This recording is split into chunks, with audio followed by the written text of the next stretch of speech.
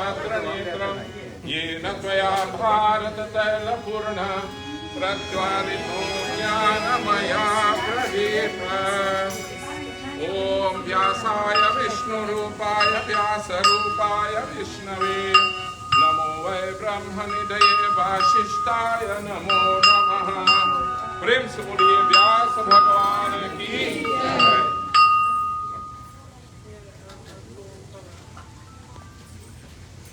You may take your seats.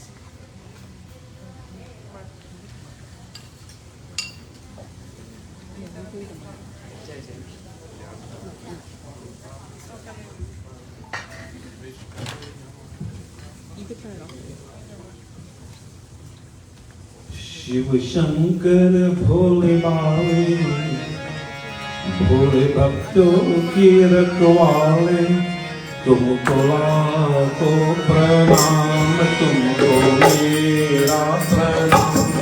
Shiv Shankar भोले बाले, भोले भक्तों की रखवाले, तुमको लाखों प्रणाम, तुमको मेरा प्रणाम, तुमको लाखों प्रणाम, तुमको मेरा प्रणाम।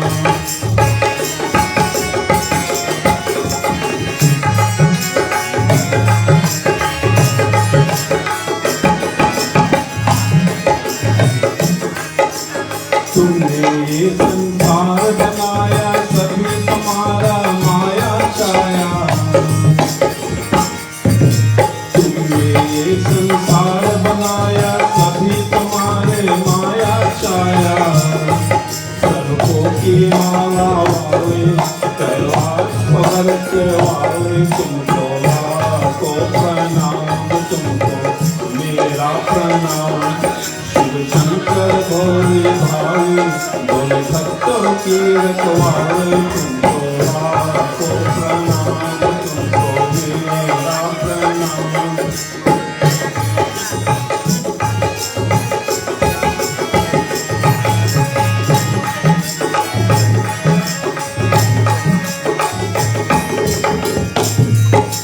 तुम जल तल में, तुम अंबर में, तुम हो नगर नगर घर घर में। तुम जल तल में, तुम अंबर में, तुम हो नगर नगर घर घर में।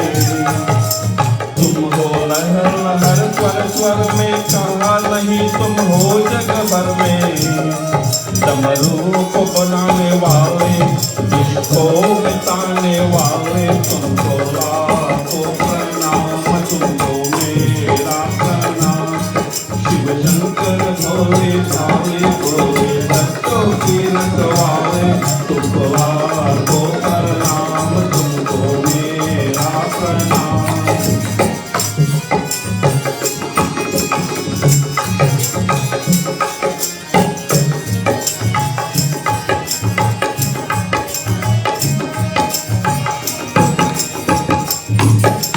हर हर महादेव का नारा, नर नारी घर घर का प्यारा।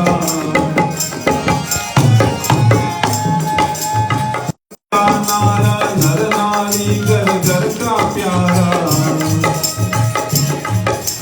दीप तुम्हारा, देव तुम्हारे, दुनिया का सब खेल तुम्हारा। है खेल खिलाने वाले, त्रिभुवन को बिताने वाले, तुमको लाखों प्रणाम, तुमको मेरा प्रणाम। शिव शंकर भोले भाले, भोले भक्तों के रखवाले, तुमको लाखों प्रणाम, तुमको मेरा प्रणाम, तुमको लाखों प्रणाम, तुमको मेरा प्रणाम, तुमको लाखों प्रणाम, तुमको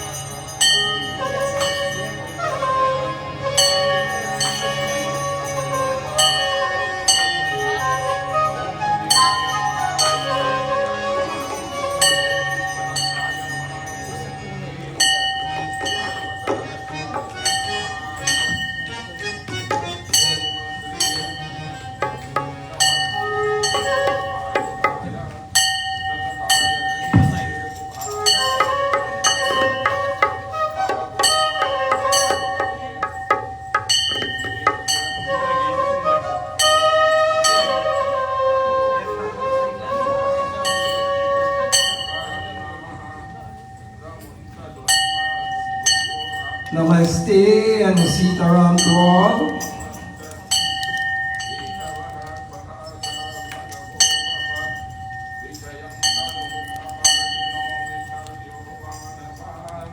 उसको नहीं देखा हमने कभी, पर उसकी जरूरत क्या होगी। हे माँ, हे माँ, तेरी सूरत से अलग भगवान की सूरत क्या होगी, क्या होगी।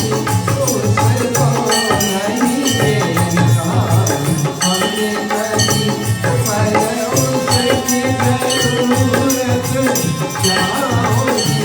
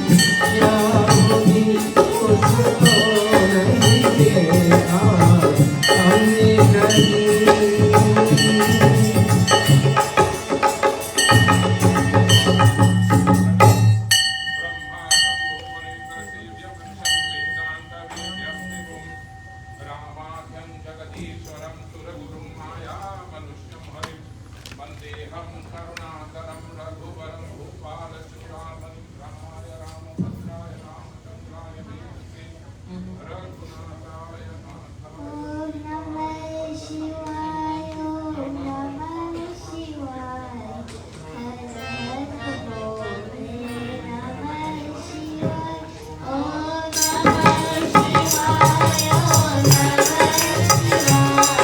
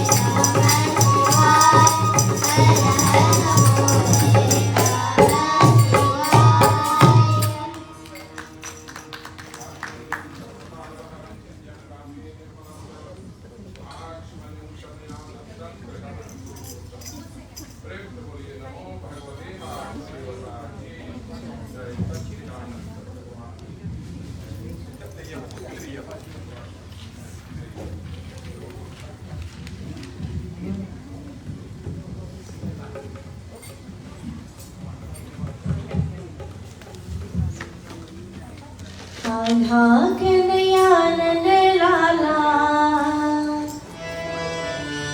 राधा कन्हैयानंद लाला, ओ मुरली वाला इसे बजाए मुरली, मुरलिया जादू भरी।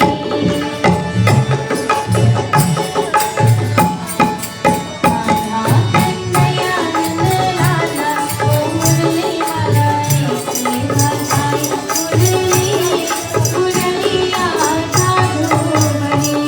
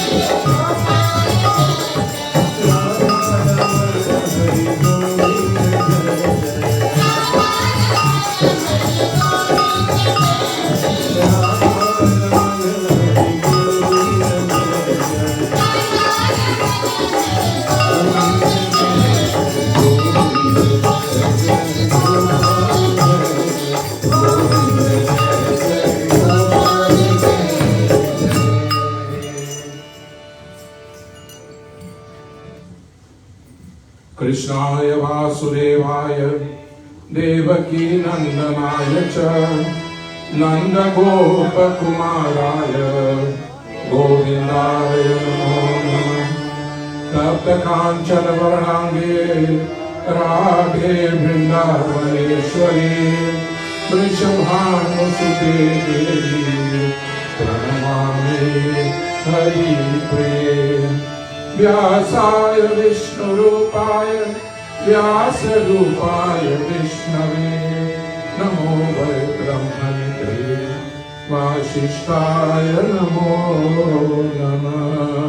प्रेम से बोलिए व्यास भगवान की जय, राधे वृंदावन बिहारी लाल की जय। गुरु ब्रह्मा गुरु विष्णु गुरुदेव महेश्वर गुरु साक्षात् परब्रह्म तस्मै श्री गुरुवे नमः। गुरु महाराज की जय, सत्य सनातन धर्म की जय। Devotees, we are indeed blessed once again to be able to assemble here in the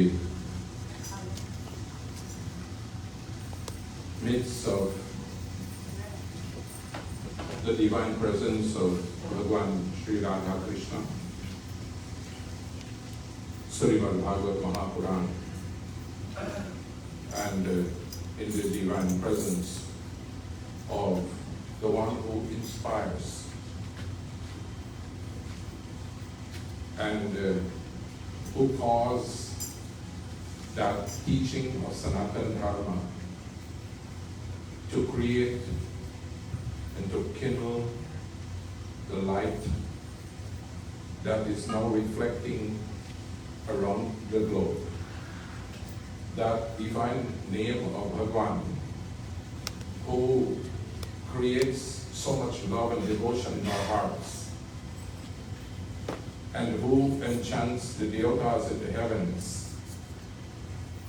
That divine name and lila of Bhagwan is penned by the divine Bhagwan himself in the form of Vyas. Today we bow to that Vyas Bhagwan and ask for his blessings and inspiration. Also, Prem se boliye Vyas Bhagwan ki jai. We chose and we select a person that is knowledgeable, and that when we listen to the glories of Bhagwan recited, that love that we have for Bhagwan, Janmantar, in many, many lifetimes, that has been built up. And I was explaining to Amriji last night that, and Daddy's favorite Chaupai, Simita Simita Jaladhara.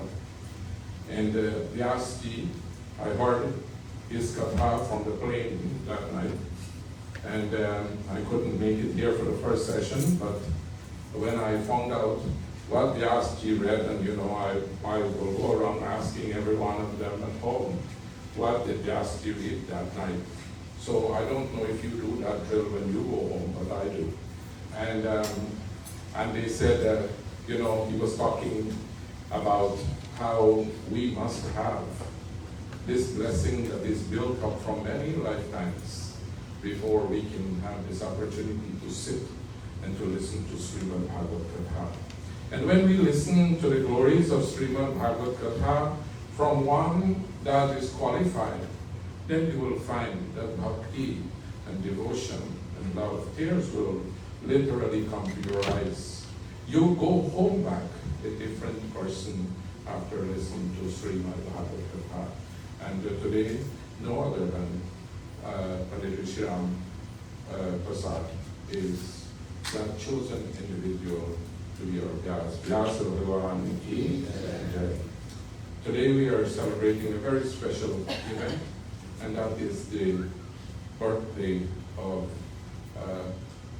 Rukyaji, and today we pray and ask that may Bhagwan shower blessings upon her during the course of the puja.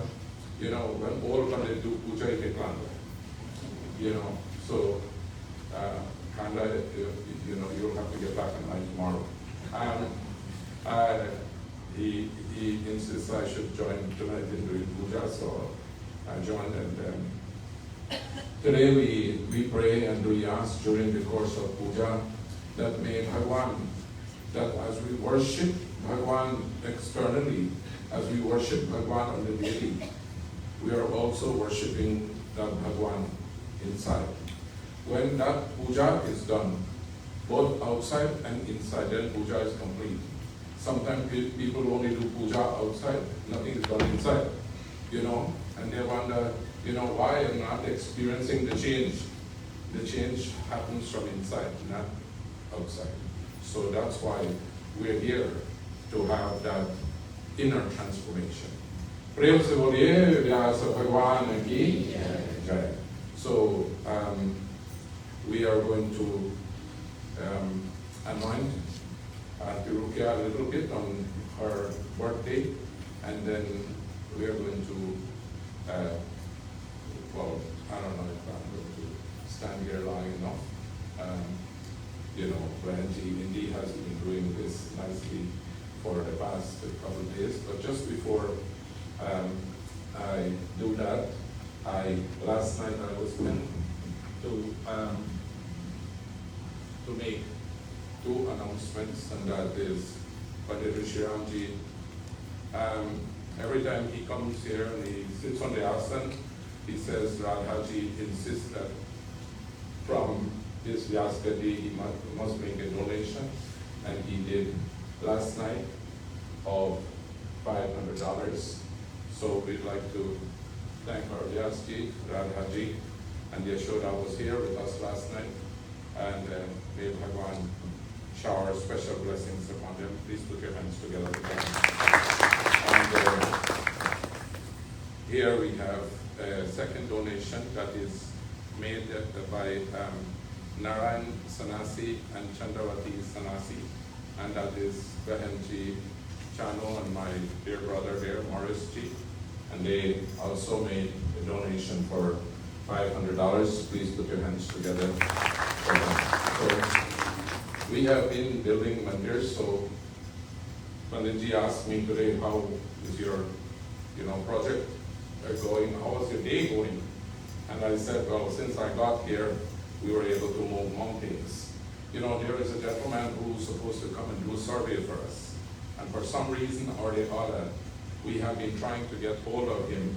And for some reason or the other, we were not able to get hold of him. So I called him on my phone yesterday, and he probably thought it was a scam because 917 number. So I told my brother, you call him.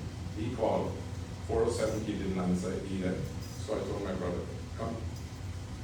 We drove there, and we appeared at his house. You have to give your driver's license and everything before you go into it. And they have to call him. When they called him, he answered the phone, and he asked who it is. And I left him several messages. He never called me back. So he had no choice but let me in. I went there, he looked at me, and he smiled. And he says, Panditji, don't worry, I'll come and I'll do it for free. So he is away on vacation until the 1st, so he left today. So once he gets back, that's going to get moving, because that is very important for us to let our project get moving. I just showed Panditji an email. We have a bill for the roof, and that is $80,500 and something. And that I received a bill yesterday for 50% of it. How that is going to be paid, we're still to find out. And at this time, we are about there, so the project should be keeping moving. I spoke to the engineer yesterday, and he said that, look, I told him I would like to see everything up there by the end of the year, and so that we can start the inside work. So we're praying. Bhagwan is in charge. Whatever he says, it's going to go. So we're at his mercy. Prem se boliye Radhe Krishna Durchandra Bhagwan ki jai. So Vyasji said I should give an update. So here's my update for now. Thank you very much. Let us anoint and do Rukia on this very special occasion. So she starts shaking her head in this direction. I don't know if we can get her to stand up, so we'll get her to stand up. Indeed, you can put on your garland. Okay, all right. Remember last night I said that the name Rajmati, for me it means a star, a shining star. And we can look at you this evening and to look in. Truly, you are a shining star among all of us here this evening. And truly you deserve every bit of it. The love.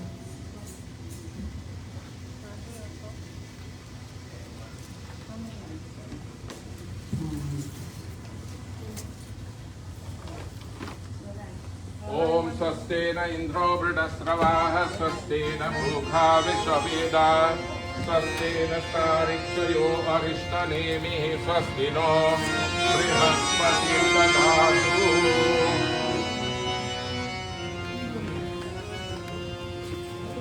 ॐ विश्वानि देव सवितर्जुरथानि परासव यद्भद्रं मनासव ॐ हिरण्यगर्भः समवर्तताग्रे भूतस्य जाता पतिरेकयासीत् सदा भारततिः यामुते मां तस्मै देवाय यज्ञशालाभिधेम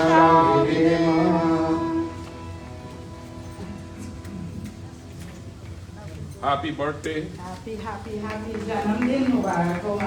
Happy birthday to you, Auntie Rokia.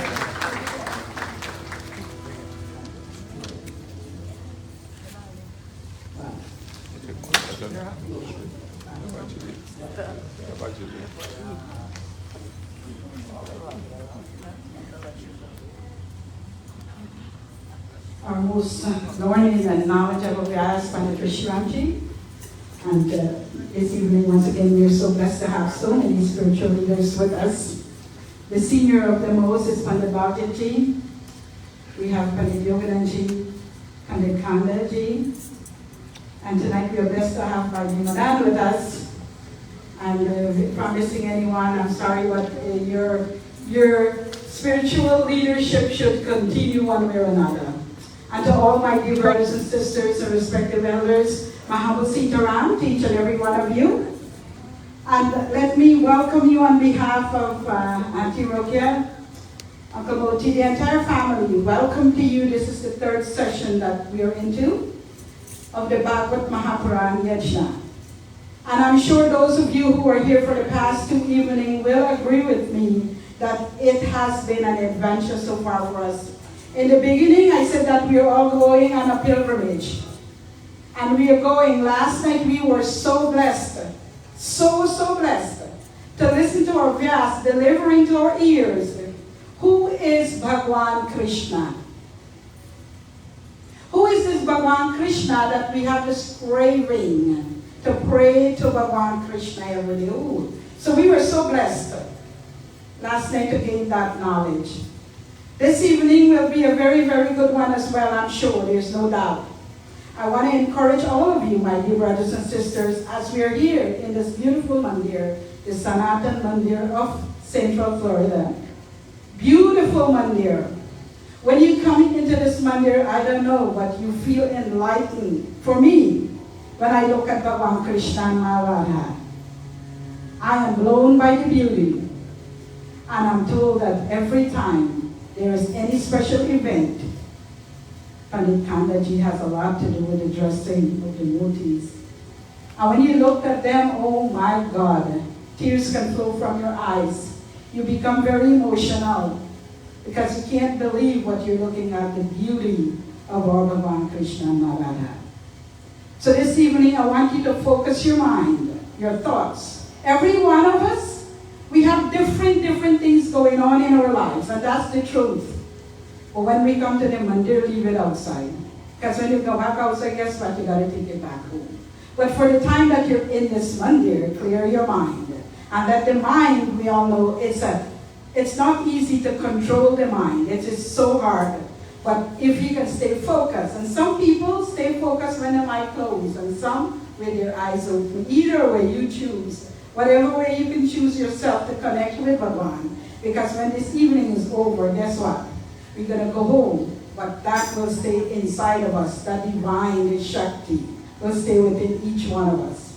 This evening, we are going to take one bhajan before we go into listening to our Vyas. Let me also welcome our Facebook Live devotees. They're sitting in their home, and I hope they're not trying to do other things, like a lot of us do what we said we are on. But pay attention and listen as well. I want to welcome you as well to our Bhagavata Mahapuran Yagna, the third session this evening. As I said, we're going to take one bhajan, and we're going to take that from the Sanatan Mandir Kirtan group. And I'm going to ask Hira to lead us all into that chant, bhajan, whatever Hira you're going to do for us, but we're all going to join together, sing together, glorify, after which I'm going to turn it over to our Vyas for this evening. Thank you. we have a little program that we have planned because it's Auntie Rokia's birthday. So after our Vyas finished, we're going to try to entertain that. The family want to express greetings and sing song, birthday songs, however it is. Because we are celebrating life in the form of a birthday, and nothing is greater than that. People normally will say, oh, it's just another day. It's not another day, my dear brothers and sisters. It's a beautiful day that God had decided to send you into this beautiful world that He has created for all of us. So let us join together with Tira, and after that, our Vyas will take over. Thank you.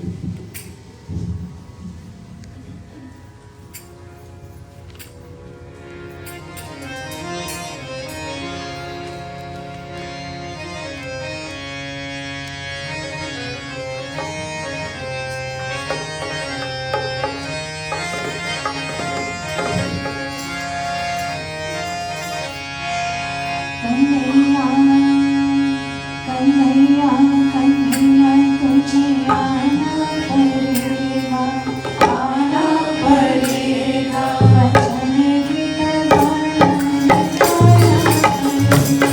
वचन निभाना, निभाना पड़ेगा।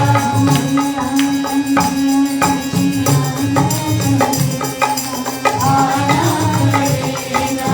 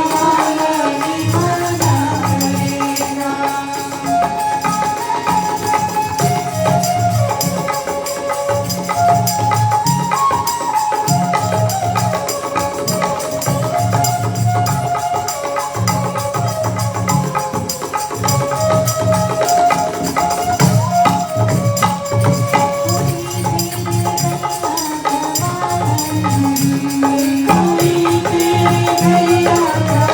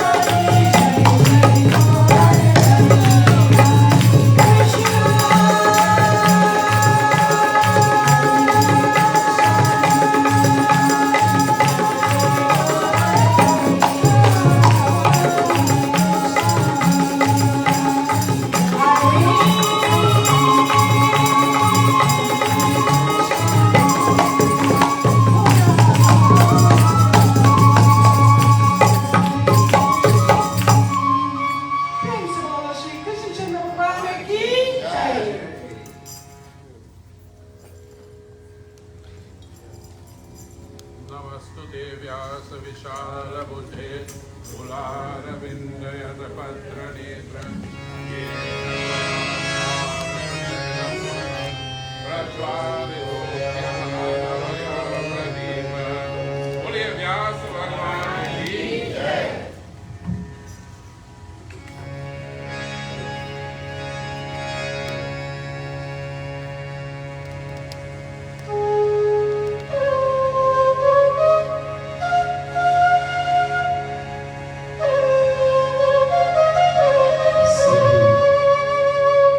अपनी अपनी आंखें को बंद करके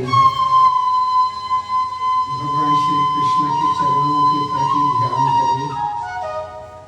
Everyone, gently close your eyes.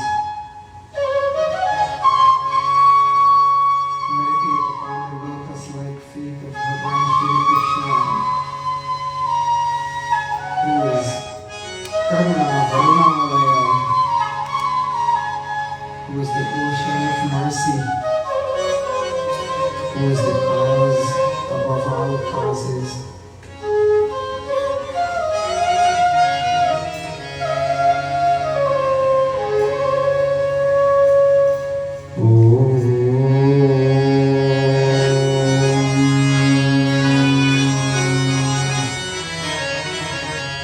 Shri Saraswatyai Namaha.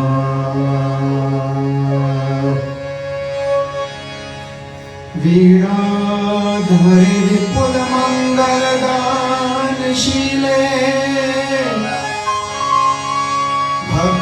भक्तारति नाशिनी विरंचि हरीश वंद्ये कीर्ति प्रदे अखिल मनोरथ दे महारे विद्या प्रदायिनी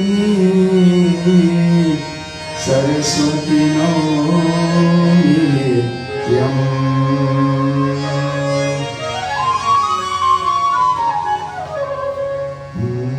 ॐ श्री गणेशाय नमः।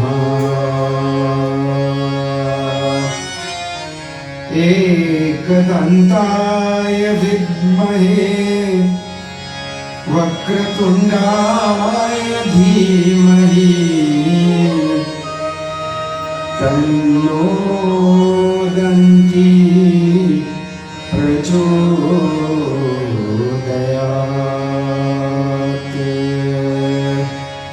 गुरुर्ब्रह्मा गुरुर्विष्णु गुरुर्देवो महेश्वरा गुरु साक्षात् परब्रह्मा तस्मै श्री गुरवे नमः। श्री गुरुचरण सरोज रज निज मन मुकुर सुधारि वरनो रघुबर विमल जसु जो दायक फल चारि बुद्धिहीन तनु जानिके सुमिरो पवन कुमारी बल बुद्धि विद्या देहु मोहि हरहु कलेश विकार।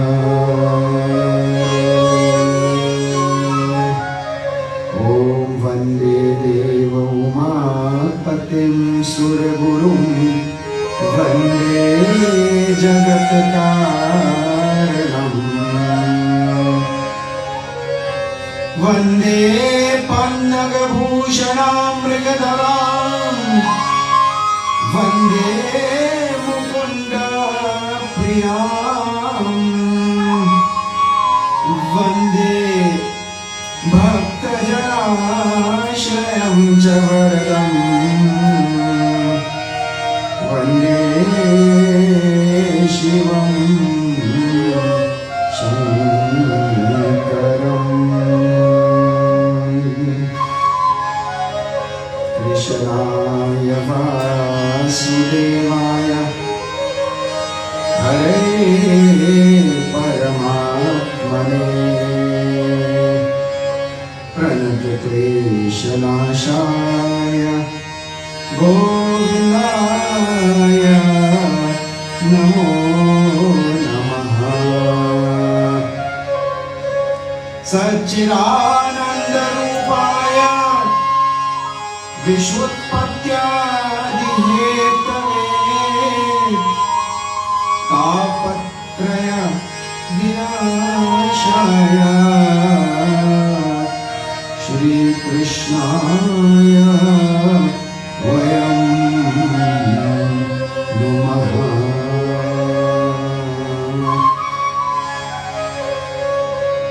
तप्तकाञ्चन वरनाङ्गी राधे वृन्दावनेश्वरी वृषभानु सुते देवी प्रणमामि हरि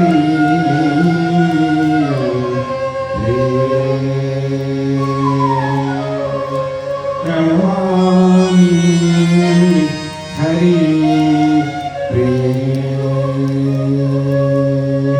सुख सनकारी भगत मुनि नारद जय मुनिवर विज्ञान विशारद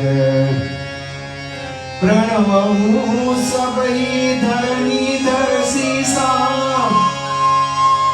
करहु कृपा जन जानी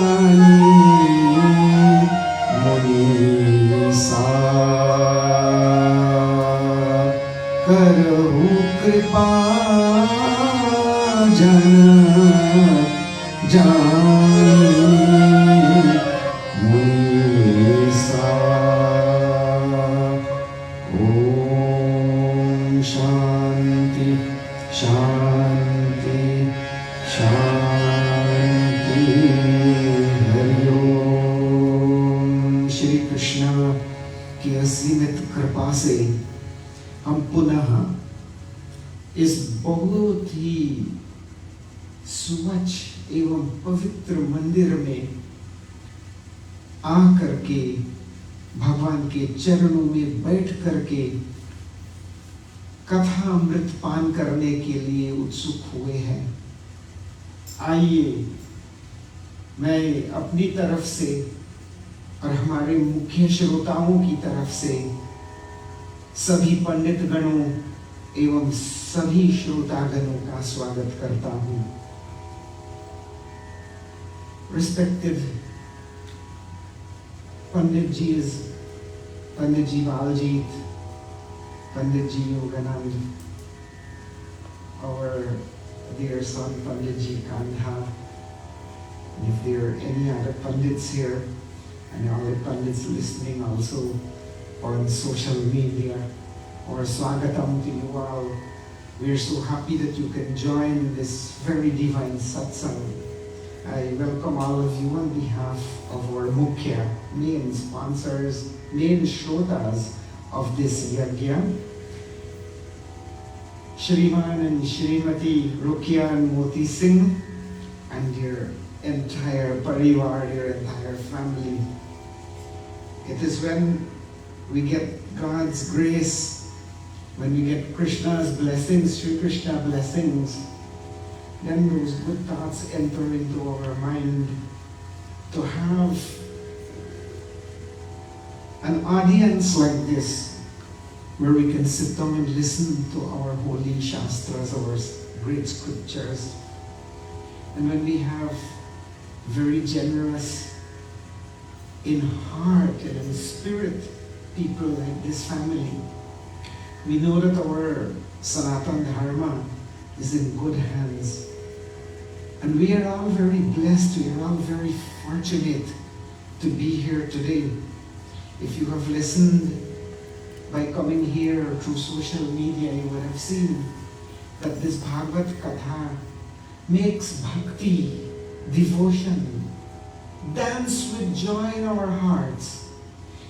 It enlivens gyan, knowledge, and it sharpens vairagya, dispassion to this world. We know that this Katha has tremendous powers of transforming our lives.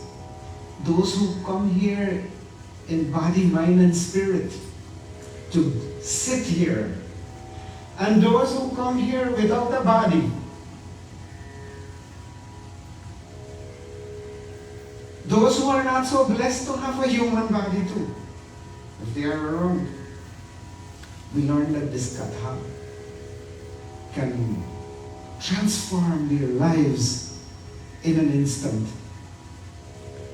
We are also told that this Bhagavatam, if read in remembrance of our foreparents, they all, wherever they are, they get liberated. They get mukti, they get Krishna's bhakti. And when we sit to do a yag like this, our esteemed Panditjis, they will ask those who have departed from this family to come here. Just like Dundukari was invited to come to the Yagna of Gokaran. Our ancestors too, those who have departed, they will come here and they will be here in some form or the other. And they will become liberated by this Katha. So today, you imagine how fortunate we are to have been blessed. Bade bhagya manushita napawa, to be blessed with this human body. And even more fortunate to allow these good thoughts to come into our minds, to make the preparations, to do all our daily chores quickly. All that we have to do, we try to do it quickly. We try to escape from our work and our trials, our tribulations, and we come here to join, to listen to Katha in this Mandir. You know, this is not a one-day affair. This is a whole week affair. And great things in this world are only gained through great sacrifice. This Yagna, it is called a Yagna, Bhagavat Mahapuran Yagna, and family and friends and well-wishers ought to make great sacrifice. This is not ordinary. Everyday life is ordinary. Wake up when you want, do whatever you want, go to work, come back. That's the ordinary routine. But when a Bhagavad Katha is arranged in our community, the ordinary becomes extraordinary. Extraordinary. And that is why those who know about the greatness of Katha, especially Bhagavad Katha, they spare no efforts whatsoever. You have heard right here from this Vyaspit that when the Yagna was arranged by Narad Muni, and when the Yagna was arranged by Gokaran, the Devatas of the heavens, they say, hurry, let's get there. There was great kolahal. Kolahal means scramble to come to the Yagna. They wanted to be on time, and somebody asked some of the rishis and munis who were running to the Yagna, where are you going with such haste? And they said, we don't even want to miss one word from that jag. This is how extraordinary this is. I want to remind you that the Devatas who were blessed with Amrit Kalsha. At the beginning, when the ocean was being churned, Vishnu handed them the Amrit Kalsha, having taken it away from the Rakshas. He gave them this Kalsha which contains nectar of immortality. This Amrit Kalsha which is so precious, everybody wants everlasting life, isn't it? This Amrit Kalsha which gives everlasting life was given to the Devatas. That's why when we do our puja here, you see Panditji establish a Kalsha here. This is a replica of that Kalsha. And when the Bhagavad Katha, the third one, which we're going to talk about, was started, the Devatas rushed with their Amrit Kalsha to this jug, to this Bhagavad jug. And they said to the officiating Rishi who was there, they said, "Oh Rishi, please, I told you all about this and I'm reminding you, give us this katha.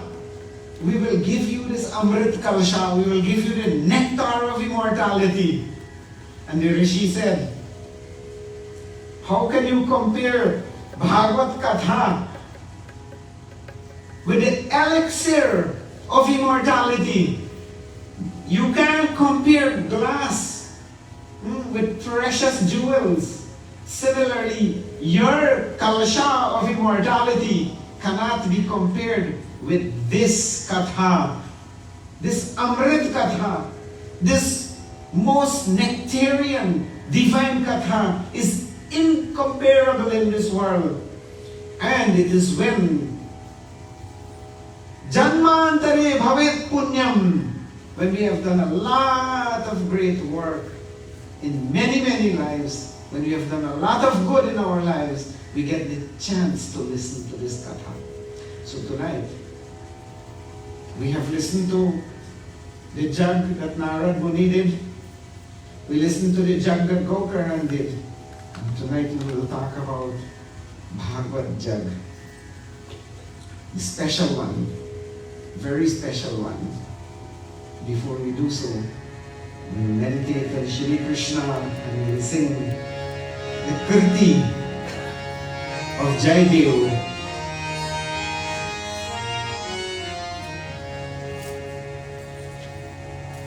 Meghair me durambaram vanabhuva Shamastamala drume Naktam bhirurayam tvameva tadimam Radhe griham prapaya Ittam nandanideeshitaschalitayo Pratyadhva kunjadrumam Radha madhavayor jayanti jamuna kulera kelaya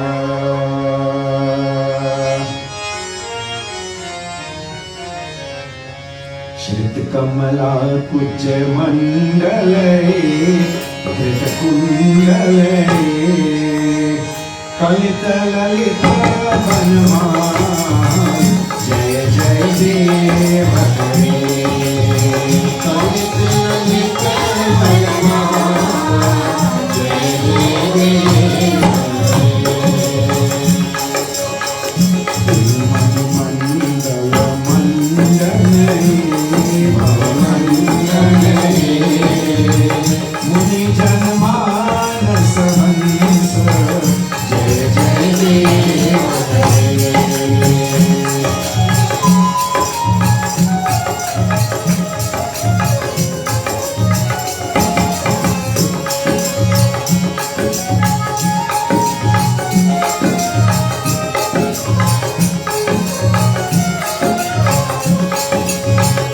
Kalya Disha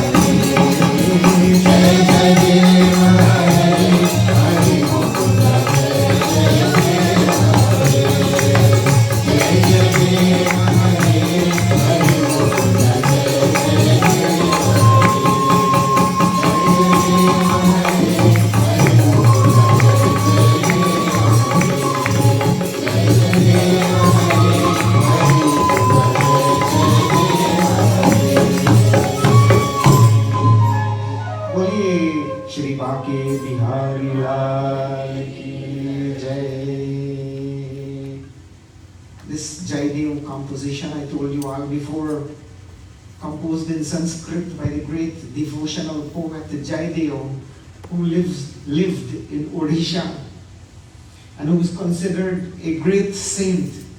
As he composed these kritis, Bhagavan Krishna would appear in his home and listen to them and give his sanction for these compositions.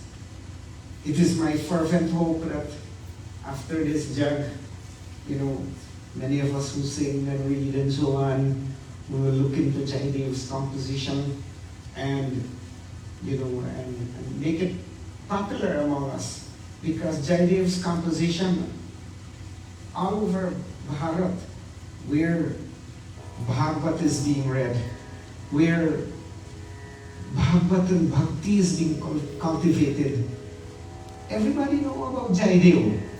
Everybody knows about Surdas. Everybody knows about Brahmanand. Because these were the poets that capture the real essence and nature of devotion for Bhagavan Shri Krishna. Everybody, just like how we know about Tulsidas, they know about all these great poets.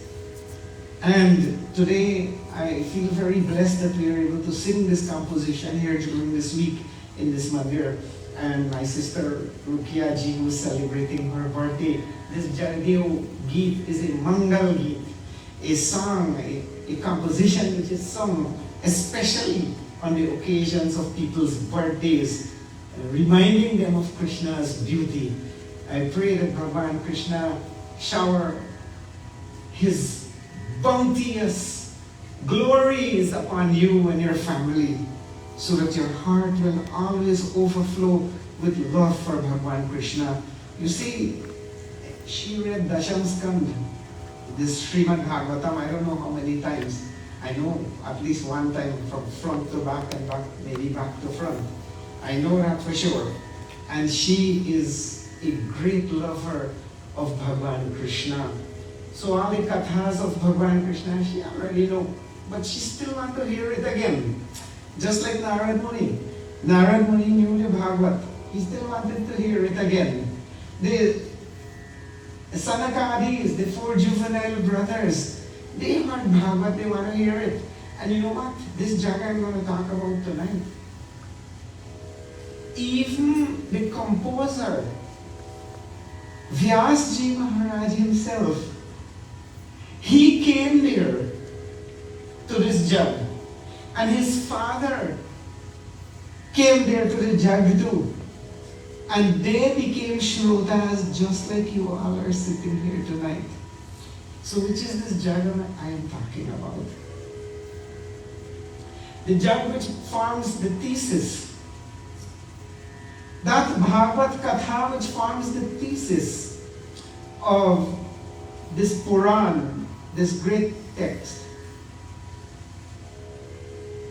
It was conducted by Sri Sukdev Goswami.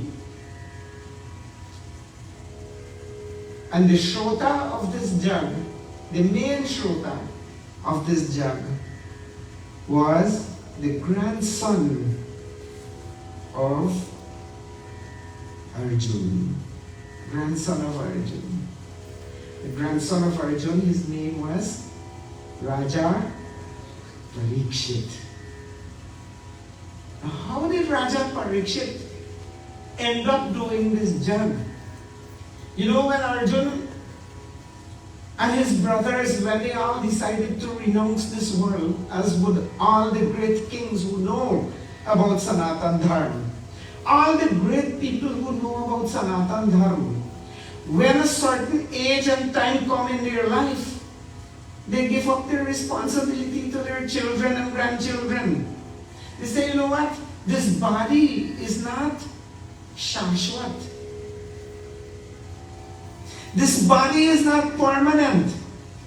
And so all their worries about this world and the business of running state and taking care of their business and whatever, they hand it over to the younger generation.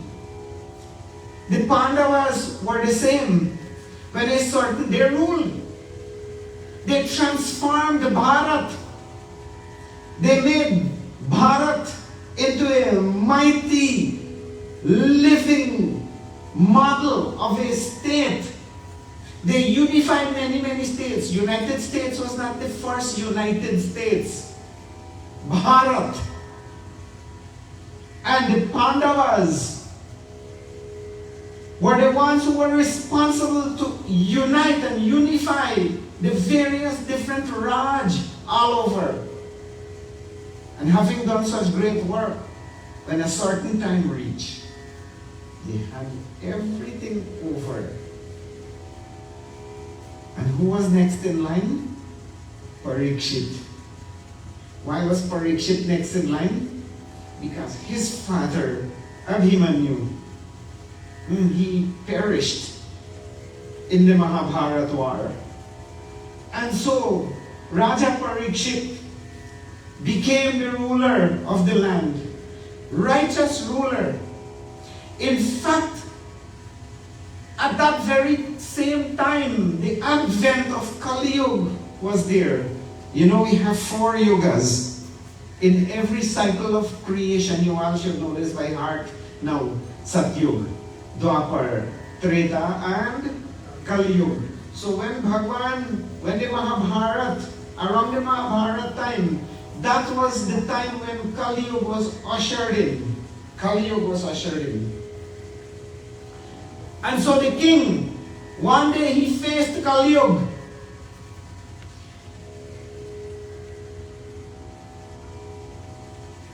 And he defeated Kali Yuga. He said, listen, wherever I'm ruling, you can't be there. You cannot exert your influence. And Kali Yuga said, okay, well, tell me where I should go. And King Parikshit told Kali Yuga, he said, where there is lust, calm, where there is anger, krodh, mad. Mad means arrogance. Where there is arrogance, go there and stay there. And where there is matsya, where there is jealousy, stay there. And Kali Yuga told King Parikshit, he said, look, 4 places not enough for me to stay. So people think, Kali Yuga outside.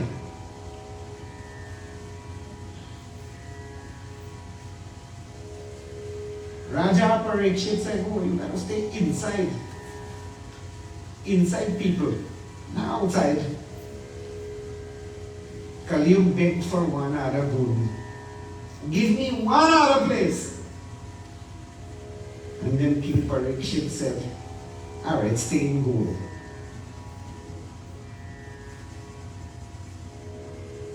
You can stay in gold. And so the king, he just gave that. And one day, this king went out, on an expedition, King Parikshit. And in that expedition, somehow got a little lost.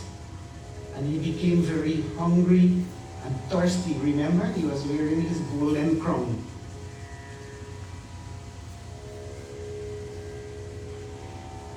He became very hungry and thirsty, and he started searching for water and food.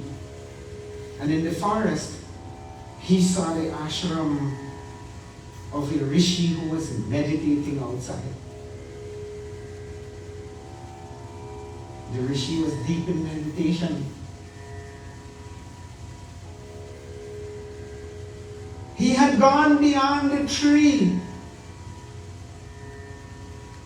States of consciousness.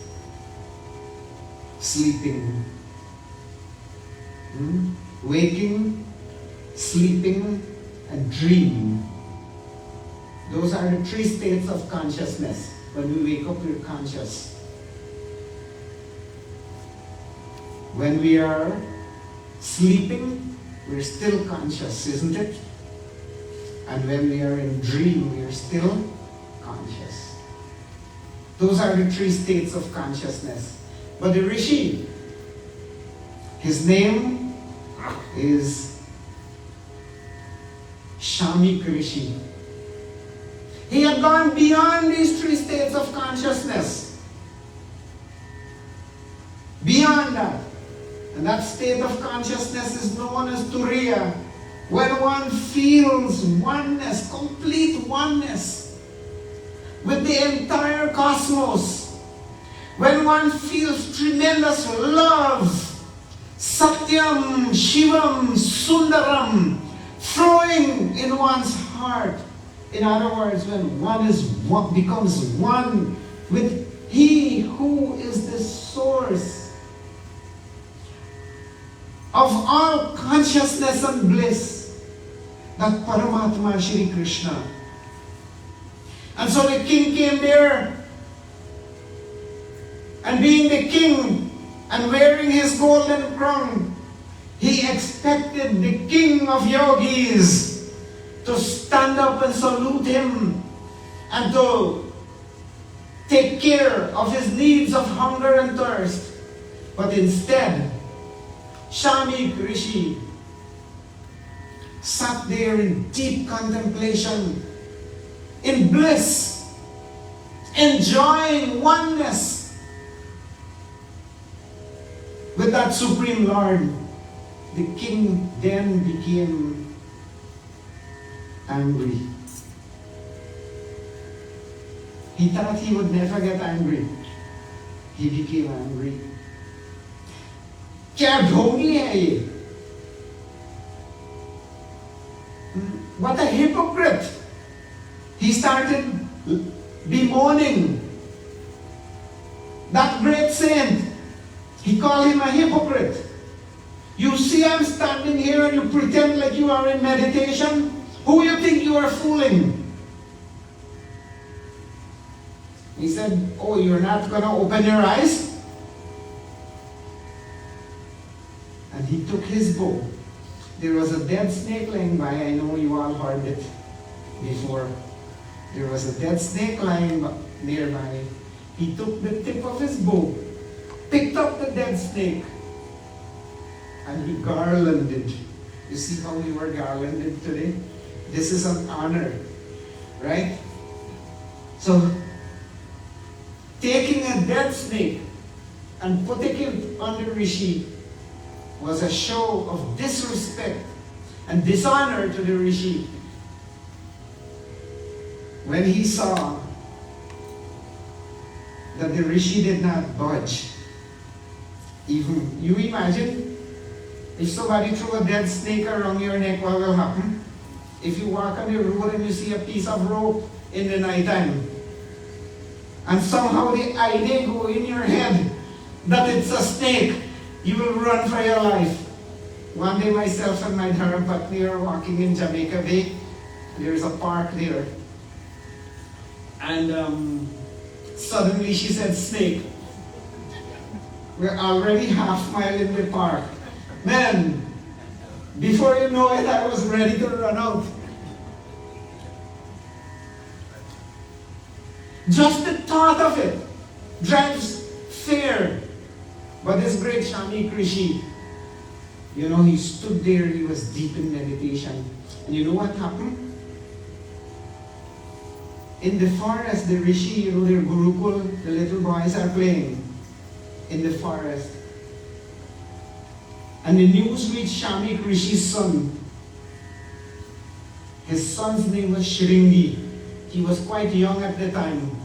And when Shringi Rishi, we call him Shringi Rishi, the son of the saint, when he heard the disrespect that was meted out to his honorable father, Shamik, Shringi Rishi made a pronouncement that the king think he is all of that. He think he is mighty, he is powerful because he is king. I shall show him what this little Brahmin Balak will do. This little child of that sage. He took some water in his hand and made a sankalp. And he said, 7 days from now, Takshak, the most feared of all venomous serpents, will come and will sting you, king, and will bring about the death, your death and demise in this world. Now in those days when sankalp is made by a person who observes truth always in their life, person who have great spiritual powers, whatever words are uttered by them, it comes to pass. Everybody knew that, nobody doubted it. And so the news reached the king's ears, King Parikshit.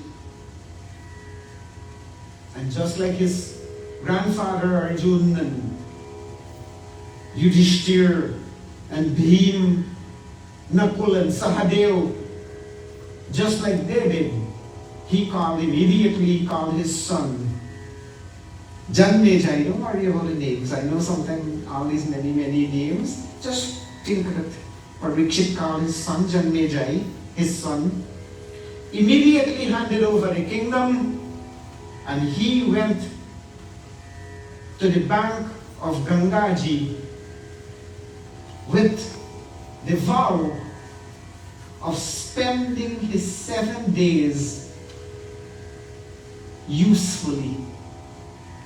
He says, I will fast and I will listen to the kathas of Bhagavan from the saints and sages. I will listen to this katha. I will listen to it. And so King Parikshit, he went to the bank of Gangaji and he sat there, shaved his head, took his seat, and he began chanting Bhagwan's names and the saints.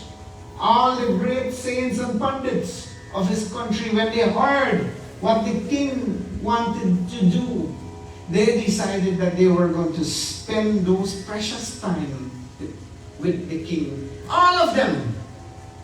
And the king asked them, tell me what I should do. And they said, listen, you're doing the right thing. Think about Bhagwan, chant his name, we will sing bhajans and so on. And just at the moment when they were thinking about these things, the king,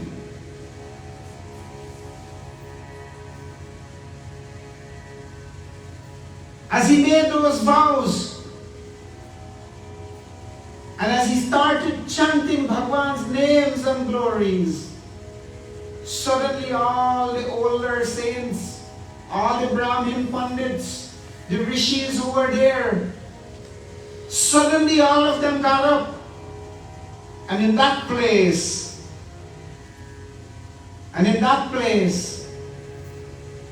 a young boy, barely 16 years of age, he came in there, long, unkempt hair all over the place, barely a piece of cloth around his waist. Besides that, stark naked. And around him were the children and the ladies. They were all following him. So attractive he was.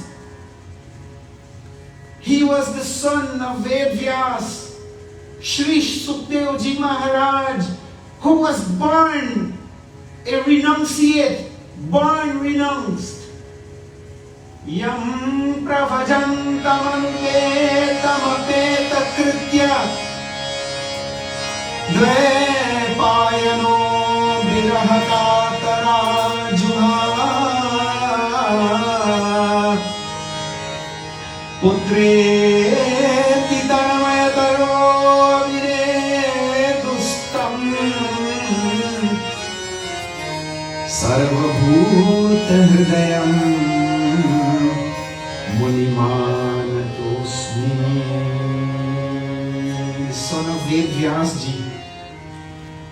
He came there in that August assembly of the saints, where King Parikshit was ready to give up his life within 7 days.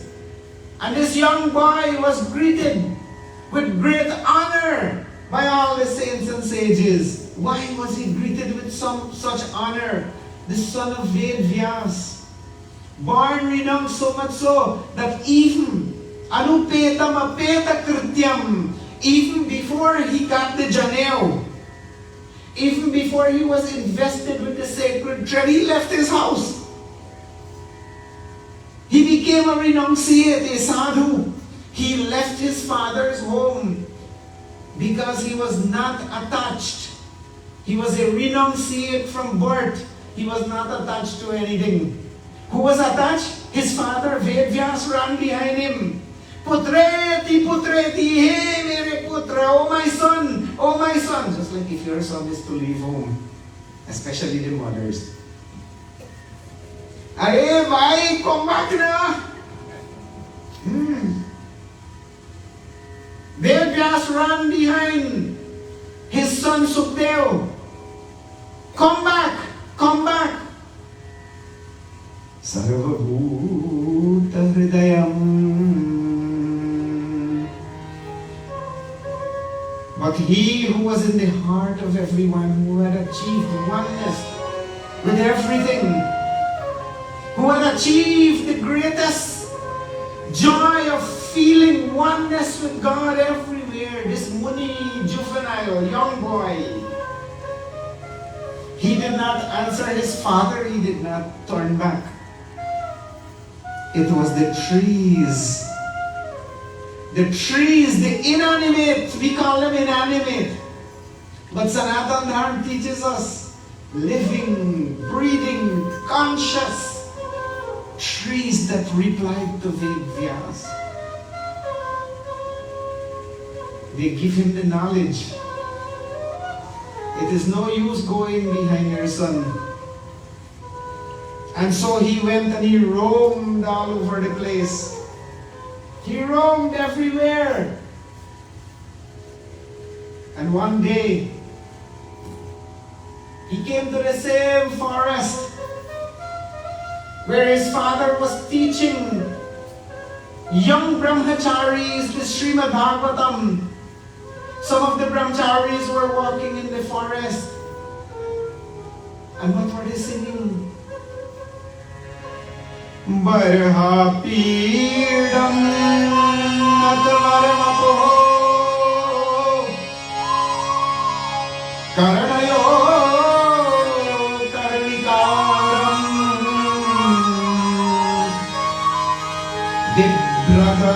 Bhagavata Kanakapisham Vaijayanti Chamalam Randran Venuradhara Sudhaya Purayan Gopavinde Vrindaranyam Swapadaramanam Pravishad Gita Kirti Pravishad Gita Kirti. Sukdev ji, who was a renounced of the highest order, renunciate, he had found this Brahman, this formless, infinite Lord, and he had found that great joy in his heart. But one day he heard his father's students chanting Barhapiram. They were chanting these verses describing Bhagavan Shri Krishna, that he has a peacock feather on his head, Natavara Vapuhu, with a body of Natavar, of the dancer of all dancers. Lord Shiva is called Nataraj, but he is the Var. He is the dancer of the Raja of the dancers. So he was walking in the forest. Karnayo Karnikaram, and on his ears was the Karnika flower. This Karnika flower, something like the sunflower. You know, he had one in his left ear, one in his right ear. And wherever his devotees will be, the flower will turn that direction. Wherever the gopis will be, the flower, this Karnika flower, will turn towards his devotees, just like the sunflower. In the morning it turns east, and as the sun is moving, what the flower does? You ever watch the sunflower? What happened with the sunflower? Morning time face east and open up. And as the day progresses, the flower will keep on moving and turning. The old people in Guyana would ask the question, where a flower gets sense from? This Karnika flower in Krishna's ear that he had, in Bhagavan Krishna's ear, will turn towards the gopis. And this shloka that is described, Bibradavasa Kanaka Kapisham Vaijayanti Jamala, with his Vaijayanti Mala and his beautiful garments, and Randran Venura Adharasudhaya, and pouring nectar into the holes of his Venu, pouring nectar in there. The empty flute becomes, the empty basuri becomes alive. Purayan Gopa Vrindai, he filled it with that nectar. And the gopis and gopas, they were fulfilled by hearing Bhagwan's flute. Just like how we hear his flute here tonight.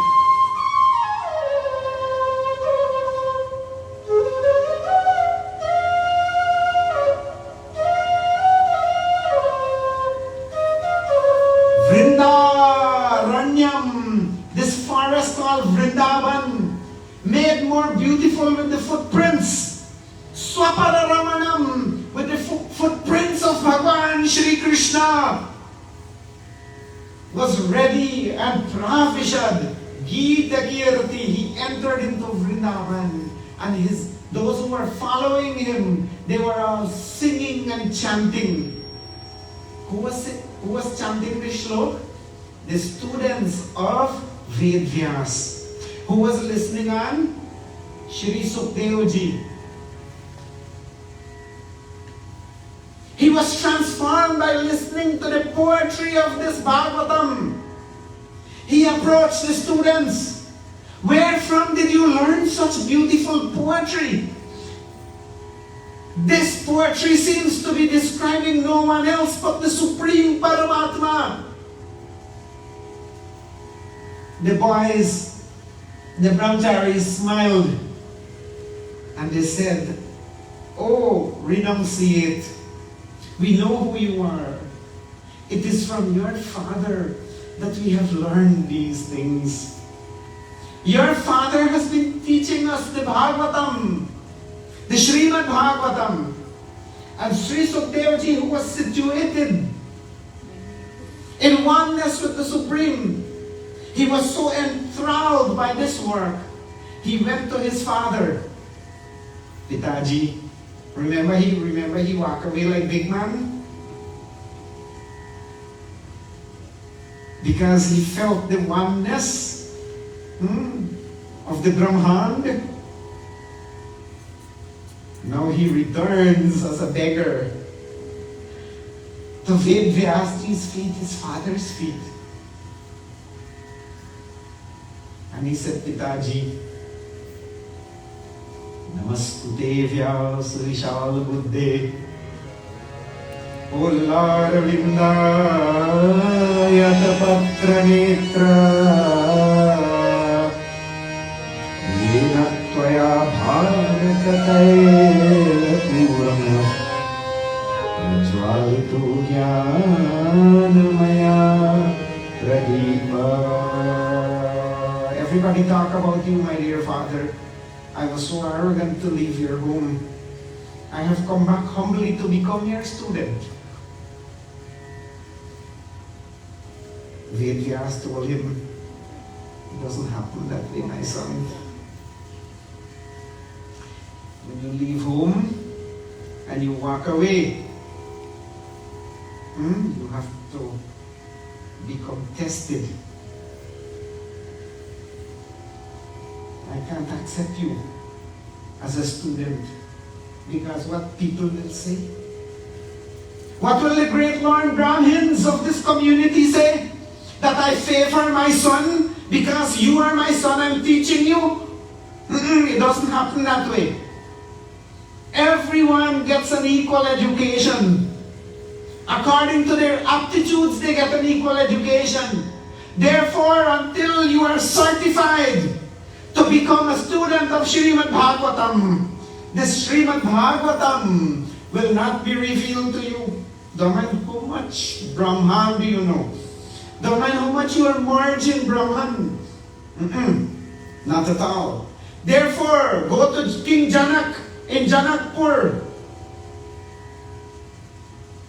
He really, after hearing Barhapiram Natavaramapuhu, after hearing that shlok, he was locked into the Bhagavatam. He went to Janak. Janak knew King Janak. You know who King Janak is? Mata Sita's Pitaji, his father, her father. And Janakji is a Raj Rishi. Vyasji sent his son to King Janak with a message, see if he is fit to be my student. And so he went there. Janakji knew he was knocking, he was at the gate, and Janakji made him stay for 3 days and nights at the gate. Let's see if he really want to come in or not. Patience. Sukadevji, who was accustomed to roaming the woods, that was not a problem for him. Barefoot, without clothing, he stood at Janak's gate. And he waited until they called him to enter. When he entered into Janak's palace, Janak put him in a waiting room. You know, like when you go for an interview? Nowadays they have I know we have a few bosses here, you know, for companies, big companies and things. People go for an interview, they put you in a waiting room. And what they do, they watch you on the CCTV, have a camera watch you, to see you what kind of person. Isn't it so? And then they tell you, come in for the interview. And so Sukadevji was placed in the waiting room. He had to wait a little bit more. But you know what Janak did? Janakpur was known as a place with the most beautiful women. Remember, Siddha Mata came from there. Pranabji lives not too far from Janakpur, our Basuri player. The most beautiful damsels come from that place. Janak sent some of them. Some of them were dancing. They were doing all kinds of things because they were trained. Janak tell them what to do. Let us see if he's gonna like any one of you. Let's see if he will be attracted to any one of you. Get him married. He's gonna forget all about Bhagavatam and everything.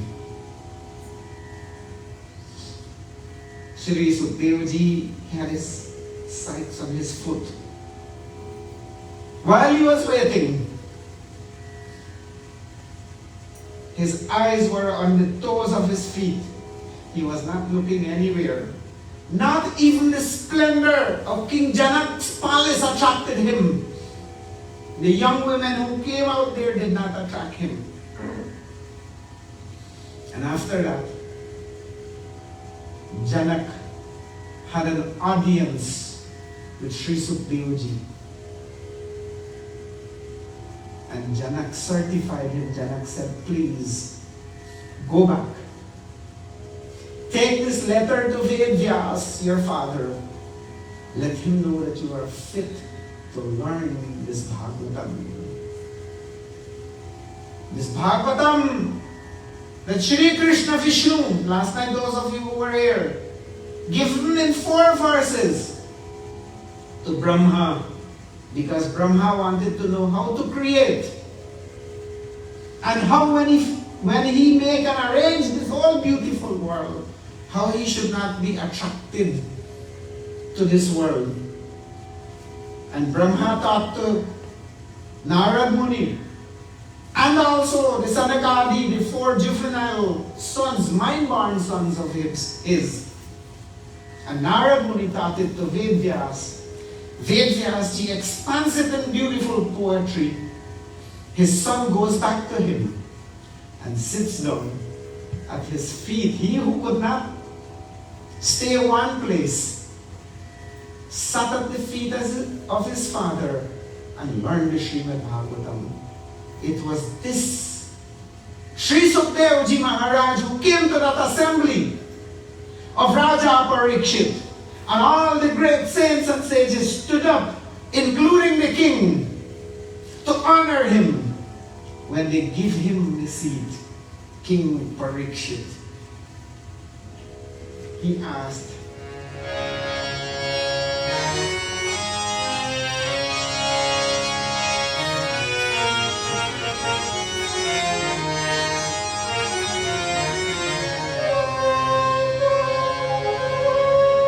Ata pritchami samsiddhim yoginam paramam gurum purushasyeha yattaryam mriyamanasya sarvatha yachrotavyamato japyam yatkartavyam nrihi prabho smartavyam bhajaniyam va druhi yadva viparyayam.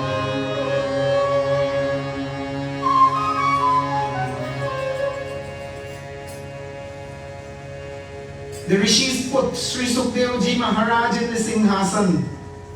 It wasn't like this one. This one is magnificent. It was a little higher pedestal. They put him to sit there on a higher pedestal than the rest of them. In an ordinary seat, he sat down, and King Parikshit with his hand clasped, he asked, he says, you know, I am dying. I have 7 days to live. What should I do?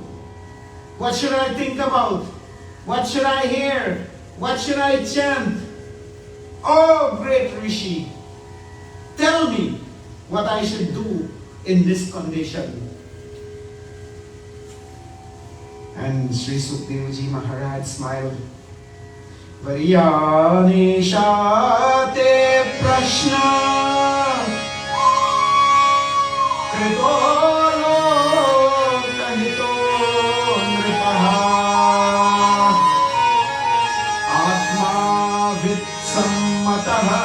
पुंसाम् श्रोतव्यादिषु यः परः. You have requested, you have asked a great question. This question that you have asked is praiseworthy because it brings great good to the tree. Which tree? One who asked this question, the one who will answer it, and the others who will also hear. This question will bring great good. O King, you still have 7 days to go. And therefore, this great Shastra called Srimad Bhagavata, Mahapuran will be revealed to you in the course of these 7 days. Listening to this and chanting mentally the names of Shri Hari, Shri Krishna is conducive to the welfare of man. You are blessed to have this time and have dedicated this block of time to give up everything else to listen to Shri Krishna's name. And so, Sri Sukadevji Maharaj, he begins the katha of the Srimad Bhagavatam, and many things were told.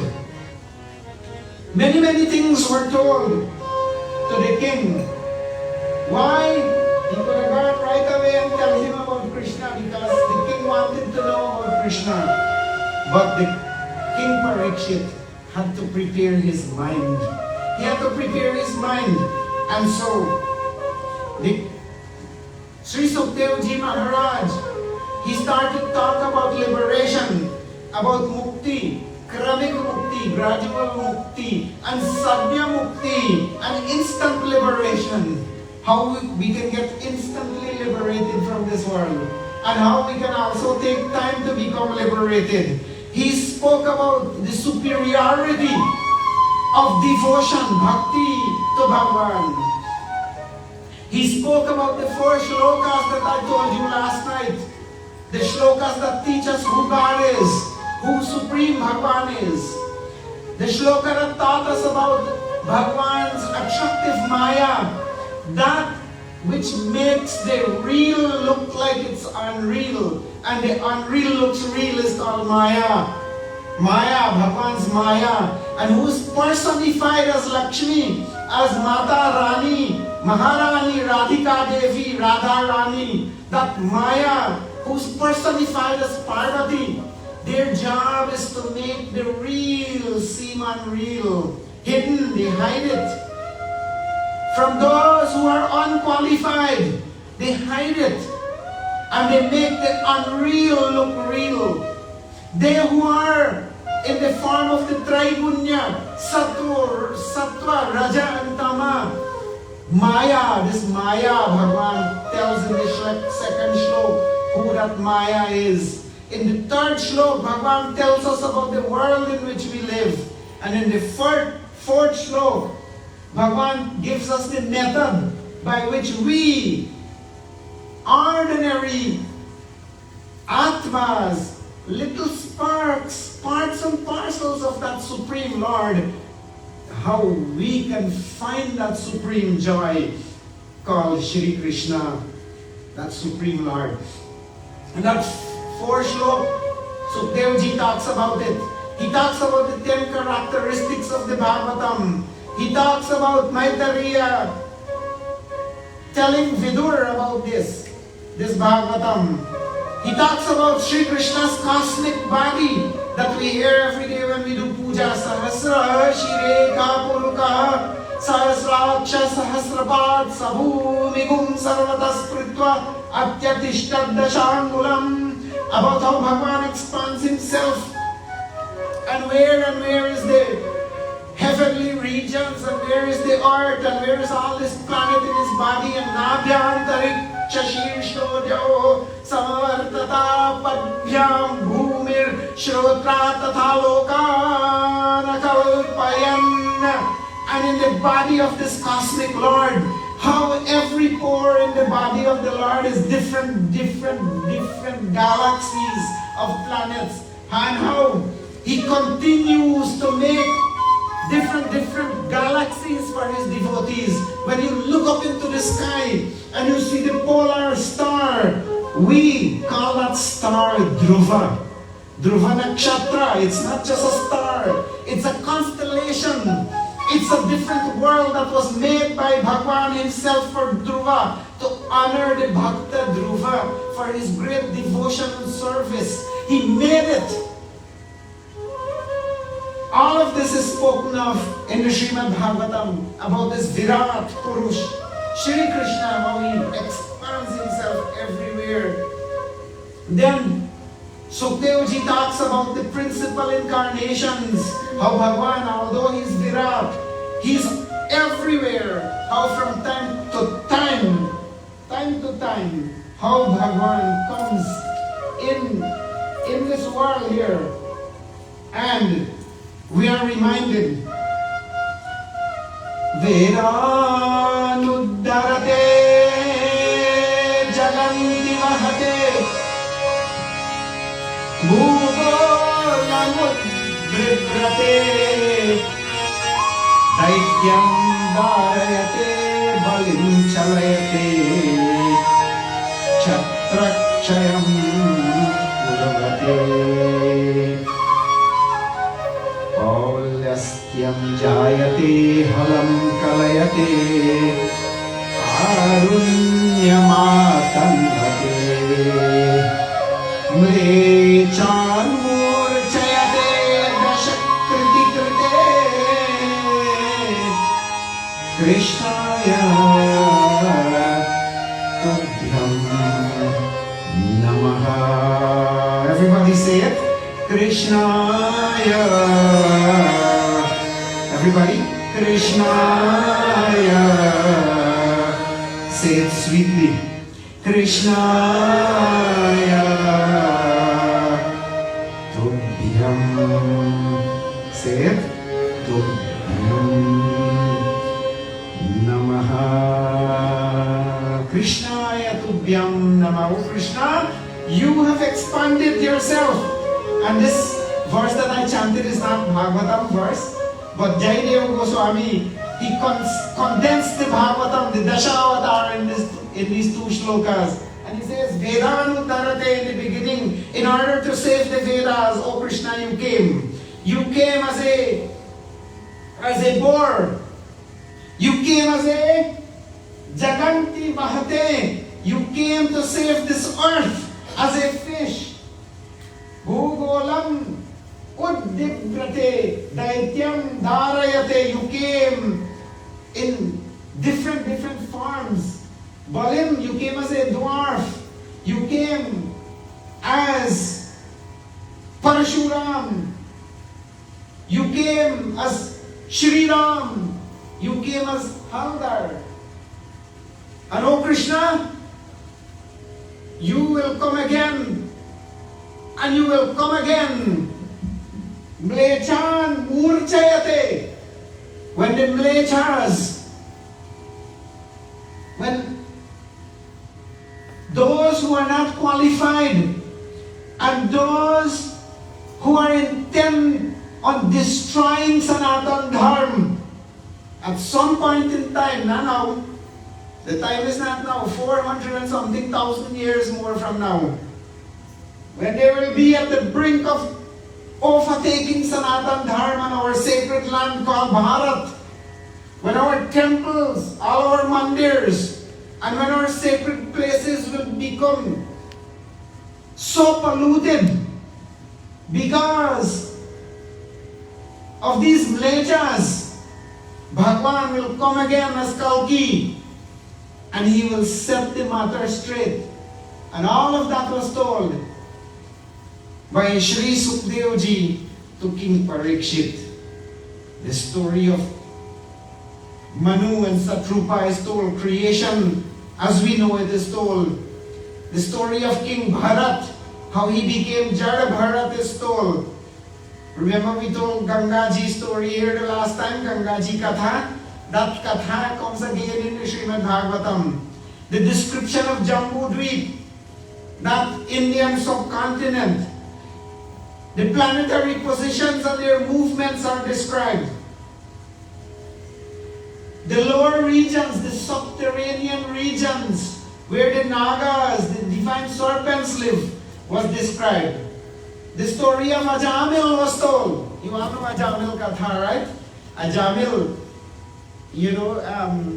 he called out Narayan in the end. His son's name was Narayan, and he was saved. All those were told. Why are all these kathas being told? Sri Sukdevji is telling all these kathas so that King Parikshit's mind will be made ready. The Narayan Kavach is told. The protection of Narayan, the Kavach, the protective shield of Narayan was told. Prahalad's story was told. Gajendra's story was told. You all remember Gajendra? You all know the Katha very well. Vaman's story was told. Prahalad's story was told. I said that already. Bhagwan Sri Ram Katha was told. And in this way, 3.5 days passed. How many days passed? 3.5 days passed. With Sri Sukdevji. Sri Sukdevji telling Raja Parikshit, now, Raja Parikshit, listen to all of this. For those 3.5 days, not a drop of water, not a wink of sleep, and he did not even change the position he was sitting. He was so engrossed in this katha that Sukdevji was telling, he did not move. And then he said, Nivritta tarshay rupadhiyamanad bhavo shadhat shrotram manobiramam karuttama paurusha padhiyamanad bhavo shadhat shrotram manobiramad kauttama shloka Gunanuvada Uman Vidajeta Dinapashunata. King Parikshit decided to intervene a little bit. He says, "O great saint, you have told me all these things, but you're not telling me what I really want to hear. You're not telling me what I really want to hear." And Sri Parikshitji says, well, I have to tell you all these things, so that at some point in time you will tell me what you want to hear. Your mind is now ready. Your mind is now prepared. Your devotion is ripe. And so Raja Parikshit said, Pita mahame samarer maranye deva prapadya tirtestimingile duratyam kaurava sainya sagaram kritvaataram vatsaparam sma yatlava. He who has graced my grandfathers and their brothers, he who had always graced my grandmothers and always shown them so much love and affection, and he who had graced me when I was yet in my mother's womb, when Ashwatthama at the end, when Mahabharata was over, and Ashwatthama let go the nuclear missile to destroy me when I was yet in my mother's womb. He who had gone there in person and saved me. You have not told me about him. Who was he talking about? Who went with his grandfathers to the Mahabharata war? Who was the one who bring solace and comfort to Kunti Mata? Who was the one who stayed in Hastinapur?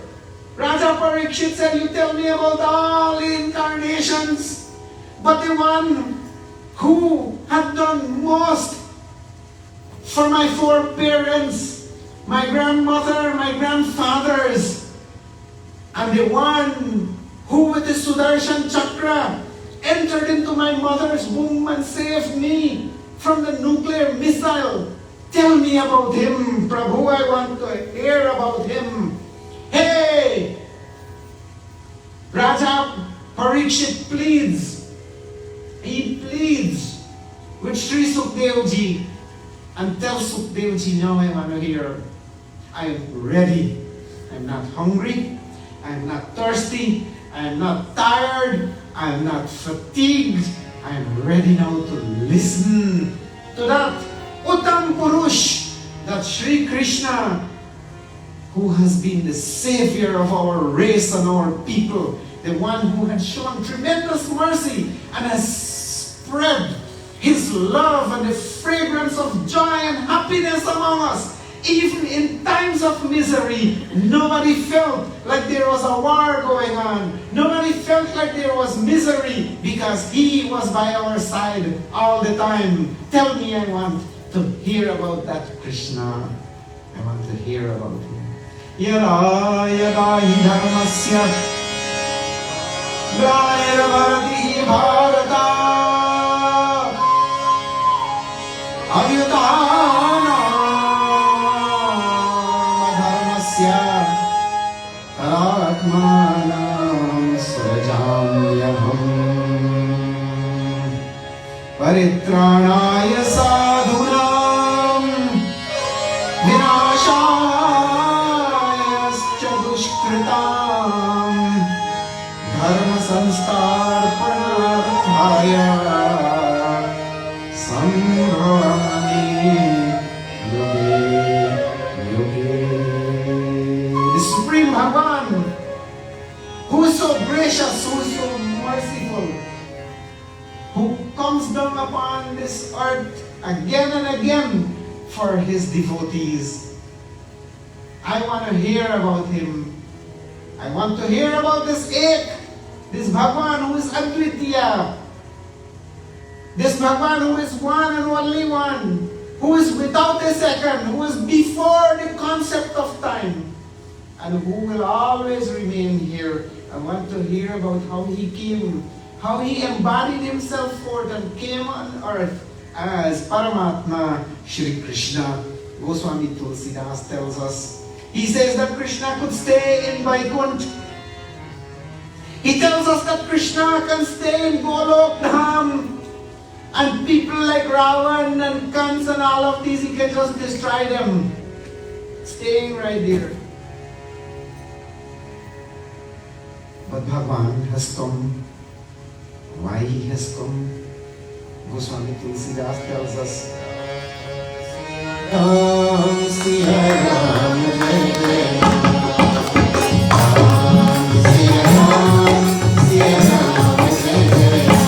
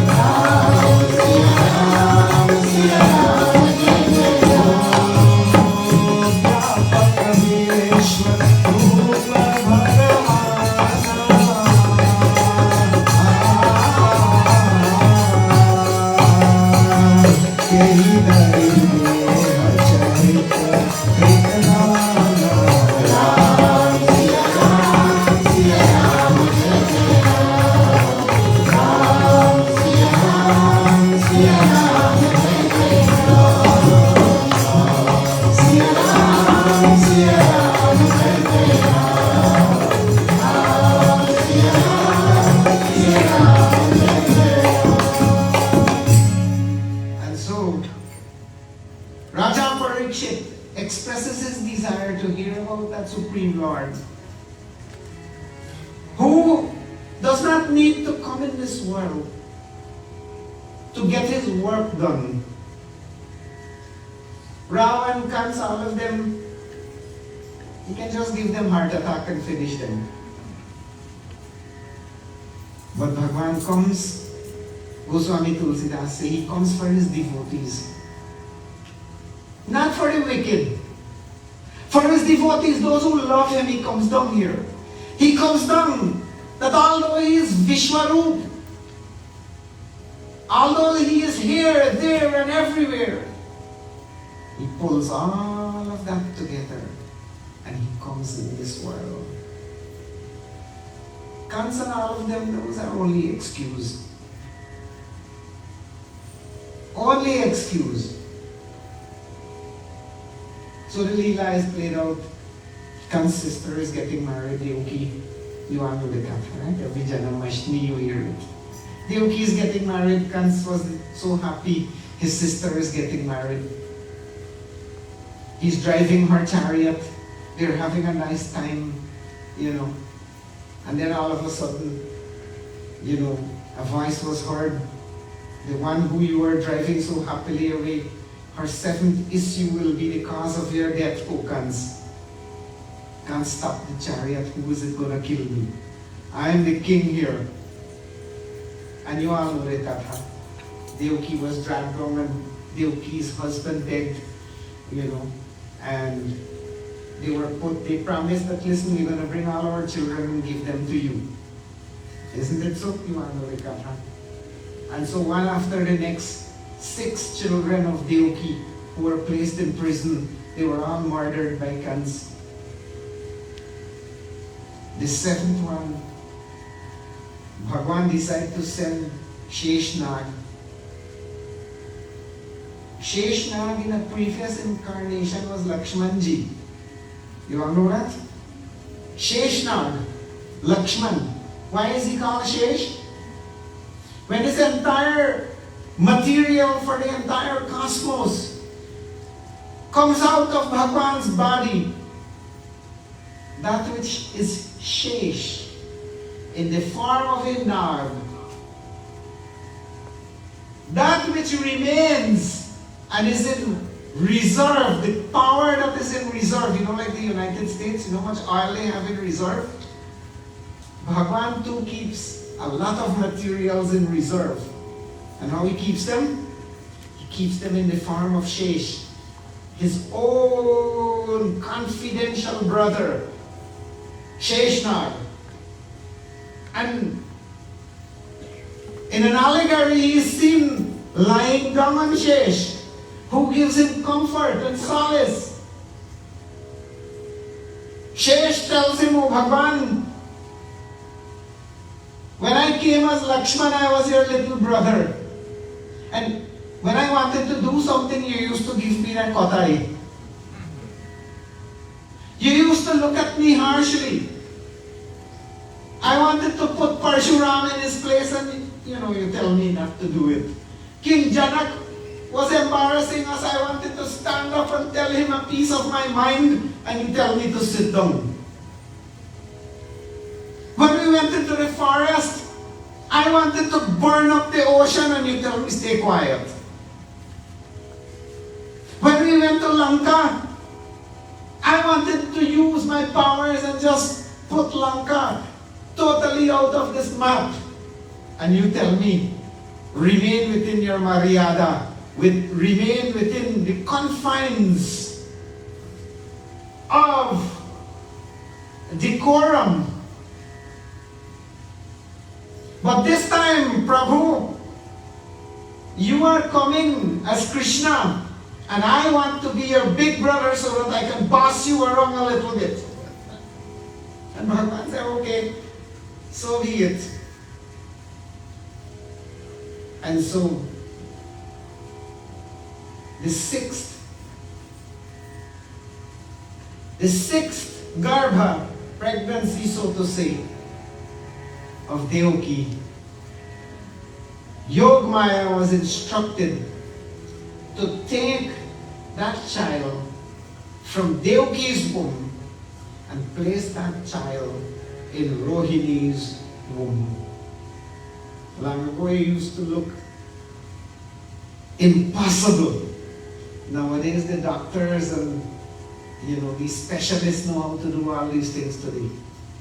Yog Maya came, Maya, and placed the elder brother Shesh in Rohini's womb. And then it was Bhagwan Shri Krishna's time to come.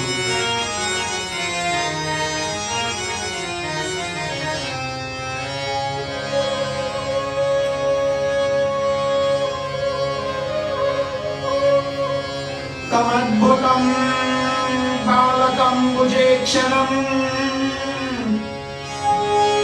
Jaturbhujam shankagadaryudandam Srivatsalakshmam galashobhikoustubham Pitambarasandra payodasobhagam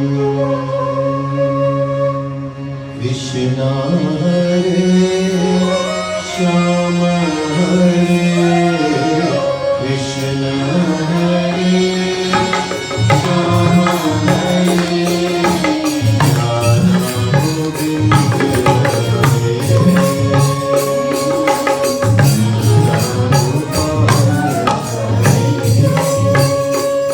Shri Bhagavan came in the mind of Vasudeva. And Vasudeva connected his mind with the mind of Devaki, and it appeared as if Devaki was shining a glow. Kans got to know about that. He says something is different this time. And Kans became so fearful of what was going on. He became very, very fearful. He could not get up, he could not sleep, he could not eat. All he was thinking about, this one is the seventh one, And the time came, Vasudeva was the first one to see the Supreme Lord. Tamadbhutam balakam bhujekshanam. He saw that Adbhut, that very special child in the jail cell where Devaki and Vasudeva was placed in shackles. He saw that very strange child, Ambujekshanam, with lotus-like eyes, Chaturbhujam, 4 arms. What was in his arms? Shankha Chakra, Gadar Yudham. He had the Sudarshan Chakra, the Gada, the mace, the lotus flower. And what else he had? The Shankha. Shankha, Chakra, Gada, Padma. He saw that his garland was of wild flowers on his neck. He came with his own decoration. Pitambaram, yellow garments. Bhagavan appeared to Vasudeva in this way. And Devaki too saw that form. And Devaki was very, very afraid. And so the Supreme Lord gave them that knowledge who he was. Devaki prayed. He says, "Oh my Prabhu, let me see you as a child so that I can love you." And Bhagavan took the form of a little baby. And this time, unlike when he came as Ram, this time he was very, very quiet. He instructed Vasudeva, or Srimad Bhagavatam say everything was there by like a miracle. There was this, soup sifter, a winnowing basket. And I read today that this basket that was there, it was already layered with soft silken garment, very, very soft. Vasudeva was instructed to put that child inside that winnowing basket. Vasudeva did just that. And when he picked up that baby, he did not know, his mind was not controlling him anymore. He was just doing whatever his body was doing. He was going through the motions. He picked up that little child, the baby, and placed that baby on his head. And the shackles broke from his hands and his feet. It was midnight. Yog Maya placed all the guards to sleep. Maya, Bhagwan's handmaid, put all of them to sleep. All the shopkeepers and everybody, they had retreated for the night. All of them were sleeping because it was raining. They couldn't even stay out late. Vasudeva took Bhagwan on his head.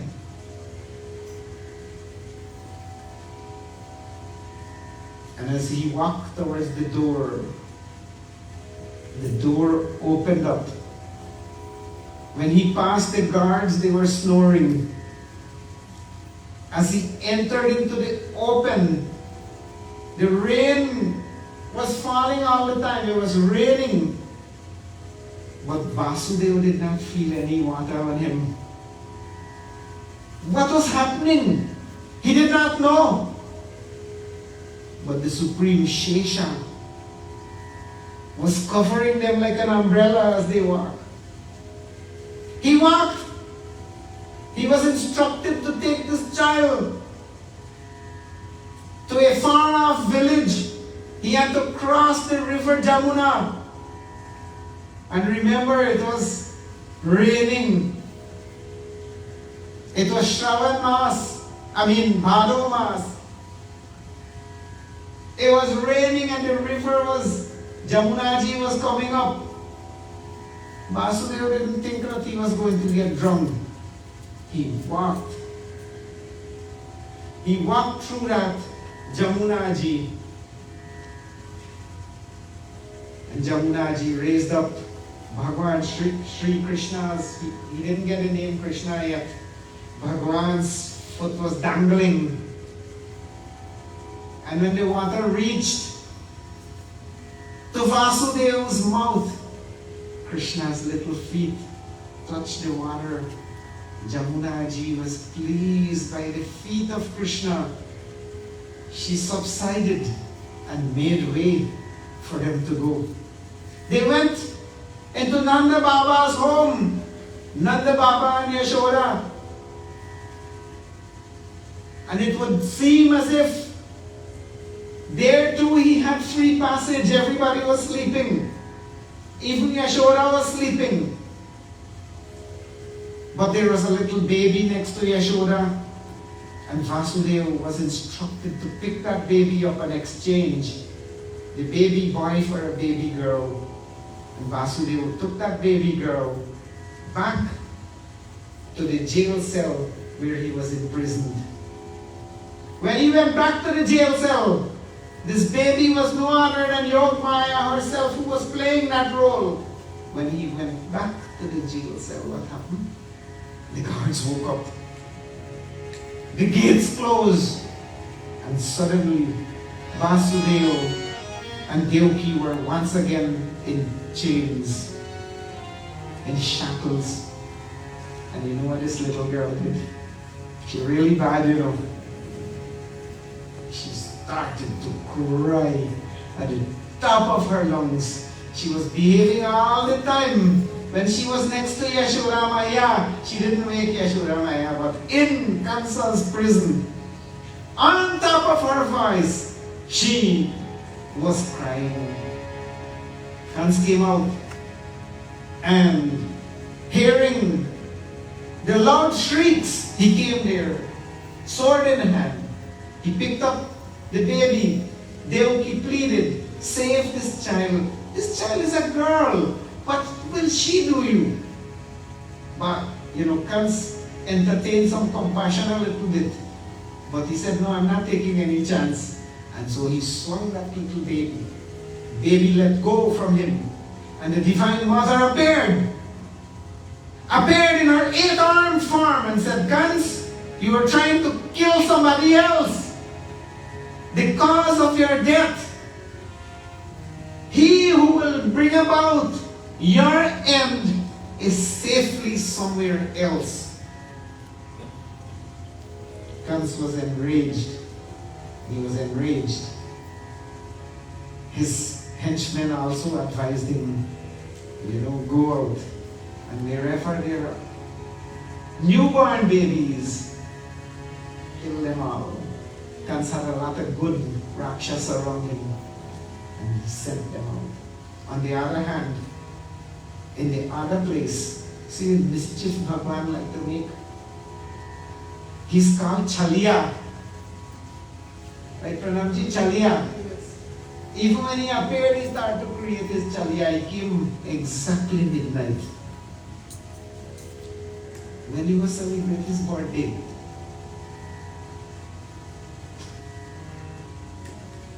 Somebody who was born midnight. And you know who else? People who are born on the 29th of February. We don't have any here today, right? February 29th. Bhagwan born on the midnight. That is why unto today. The Pandits always have, every year, Pandit, which day is Janmashtami? Because the people in Mathura celebrate the day before, but the people in Nandagaon and Vrindavan celebrate the day after. When Yashoda Maya woke up, actually she was woken up by Rohini and her companions. Wake up! Wake up! Lala Bhayo! Oh, Yashoda, wake up, you have given birth to a baby boy. When she woke up, she said, I didn't even know about this. Since when did this happen? And so miraculously, they picked up the baby boy, and Nan Baba was told, and there was great celebration at the birth of this child in, where was he born? In the jail cell, or he was born in Nanda Baba's home? That's also a question that bothers the mind of many, many people unto this day. There are some sampradayas, sampradaya means tradition. There are some traditions that he was born in Mathura and he stayed there to keep the Oki company. And there are some traditions that say that he was actually Yashoda Maya's son. But Srimad Bhagavatam tells us that the baby that appeared from that cosmic forearm, Chaturbhuj form, and came as a little child, was transported by Vasudeva all the way to Nandagram. Janam Liyo Krishna, they started singing Kanhaiya. Janam Liyo Krishna Kanhaiya.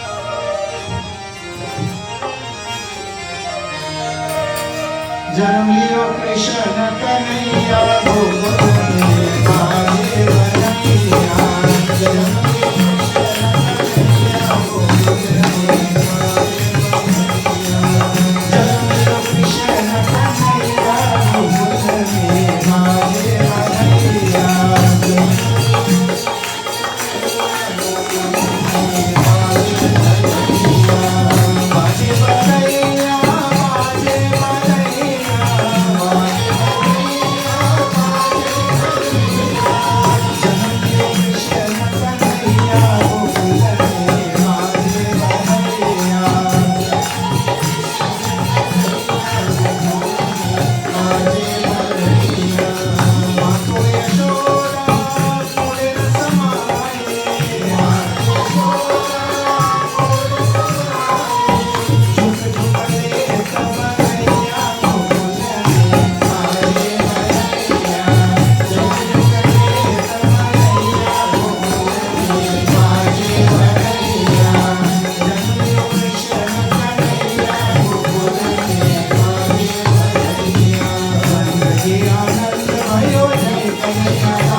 नंद के आनंद भयो कन्हैया लाल की जय कन्हैया लाल की जय कन्हैया लाल की जय कन्हैया लाल की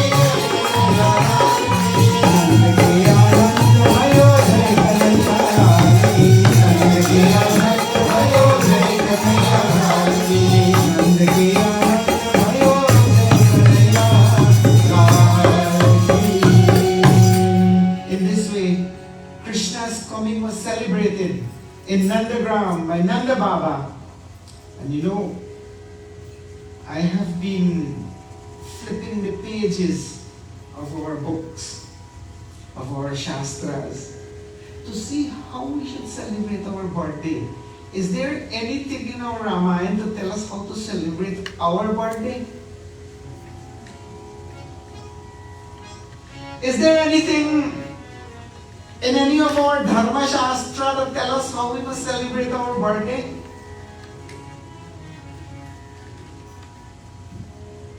There is no vidhi special for a birthday.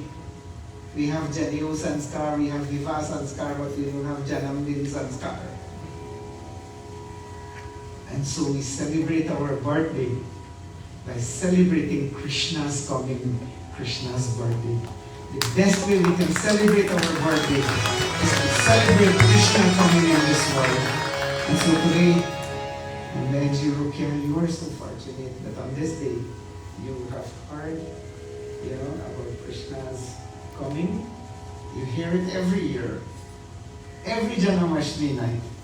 Tonight, on your birthday, you have heard about the Supreme Lord coming on the face of this earth. What great blessings is that? Prem se bolo Krishna Kanhaiya Lal ki! And so, this is where we conclude tonight's Katha. Tomorrow, we will do more celebration. So please come. We'll celebrate Krishna's Katha. We'll celebrate Krishna's Leela. And also tomorrow, we will do Govardhan Puja.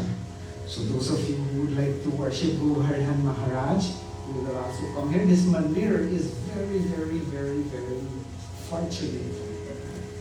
And I'll tell you why.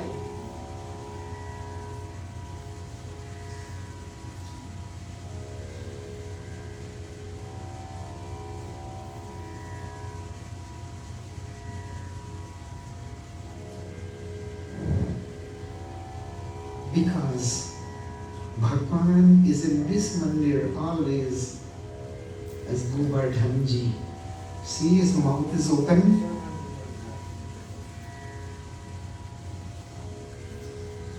Panditji Yoga, Panditji Kanha, and the Pandits of this Mandir will tell you more about this. Govardhanji Maharaj ki jai. Jai. Vyas Maharaj ki jai. Wow. Every night so far is like a big wow factor.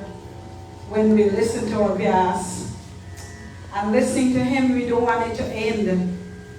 But then again, we look at time and we say, time is time. So, let's listen to Pandit Devananji, please. We have celebrations that are starting from tonight again, and that will go on for the rest of the night. And you heard that we're going to do Govardhan Puja, and then other celebrations are going to go on. So we had the birth done tonight. Sitting there for a few moments, a thought came to me, and I think we are very blessed that Panditji brought Pranabji here. And I want Pranabji to go over there on the stage, and we are going to do some puja on that basuri of his, and I want him to play for 7 minutes for Bhagwan Sri Krishna and Radha. So, Pranavji, you will come over here and then we'll do some puja. Thank you so much. And, Thank you. Let us put our hands together for Vyas this evening, every one of us. And so for a few minutes, as I said, we are celebrating Auntie Rukia's birthday and her family have planned a little program. We're going to really try not to go beyond timing as best as we can. So let us focus on listening to the sound of the bassuri. How soothing it is to the mind. And again, that's nourishment for the soul. I mean, we could just connect ourselves by just listening to the sound of the bassuri as it sits in our ears.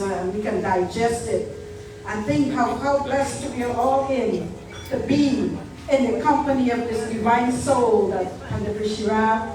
Chi, thank you so much. Along life journeys, you never know who you're going to meet. And let's listen. Goodbye, Pranam.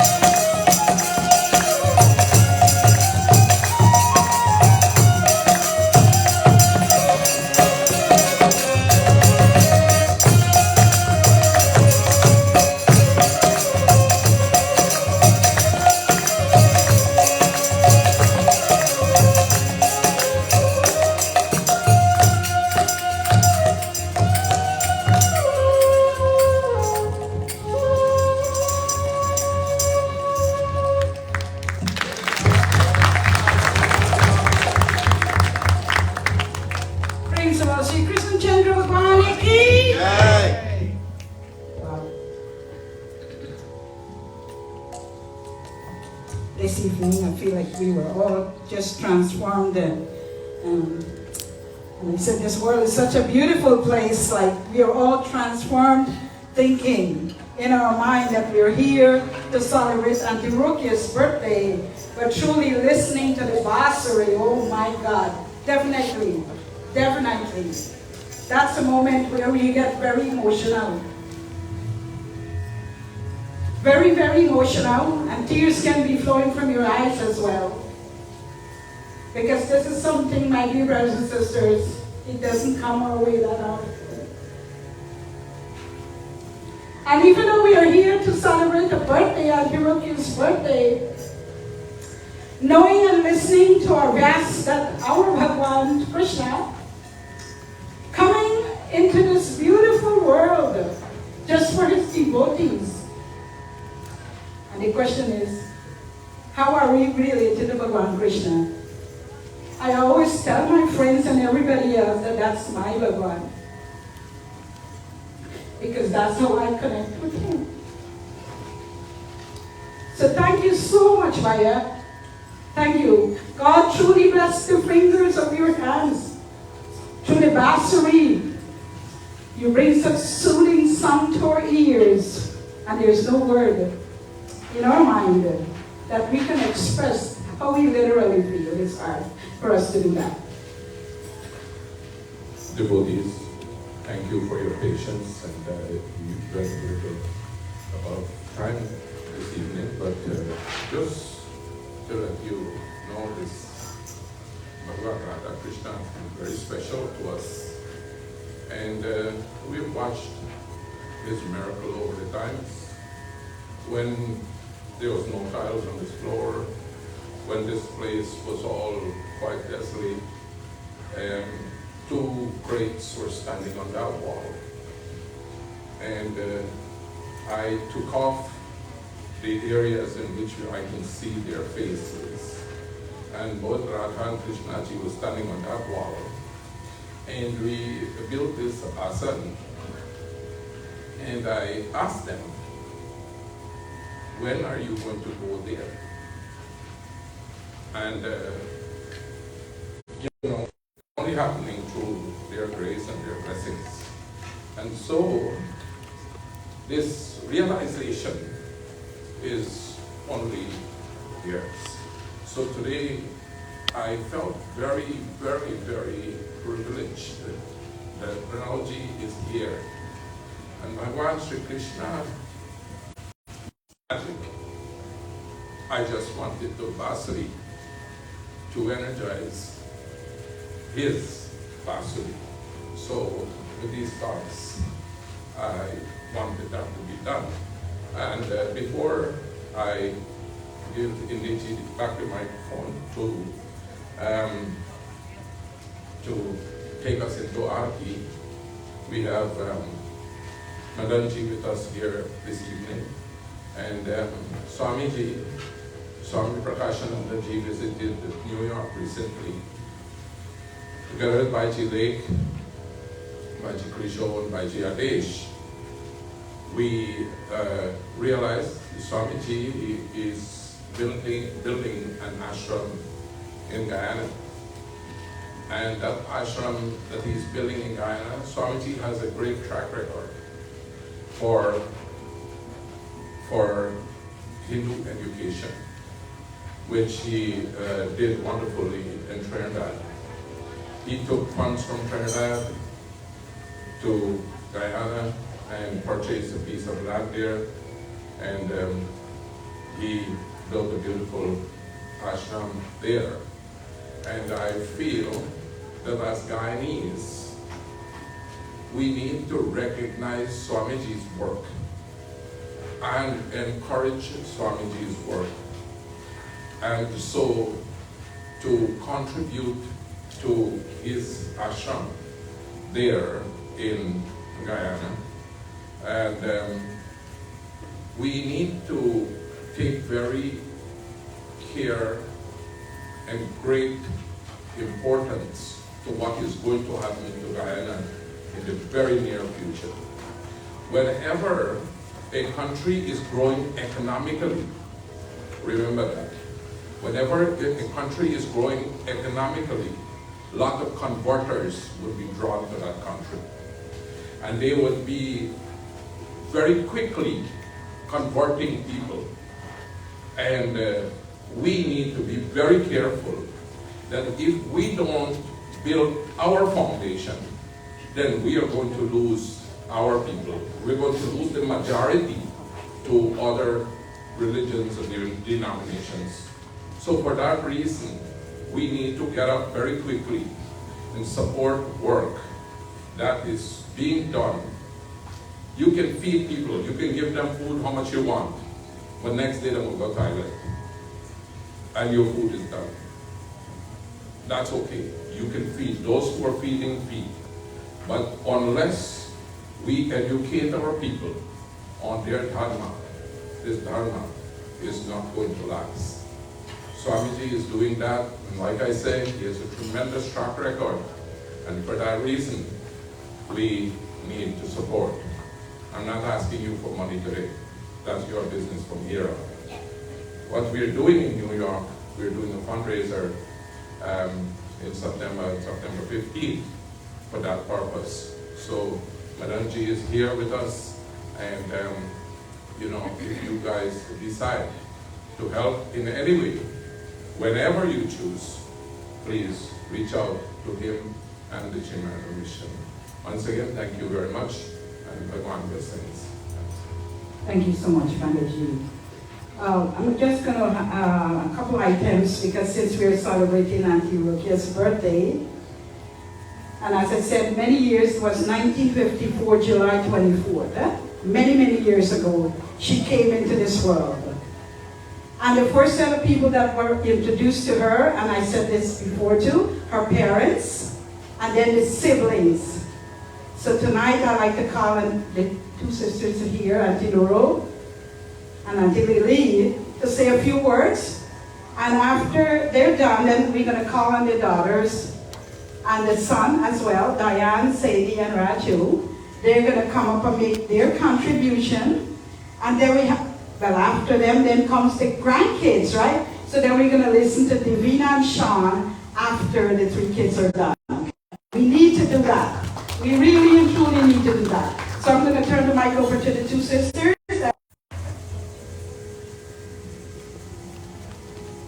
Sit around, everybody, and I welcome everyone here in this. This is my Mandir. Oh, wow.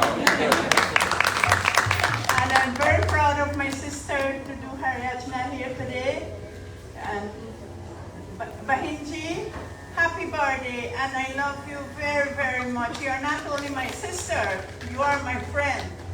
When I'm in need, I always call you. You're always there for me. And I love you very much. Happy birthday. God bless.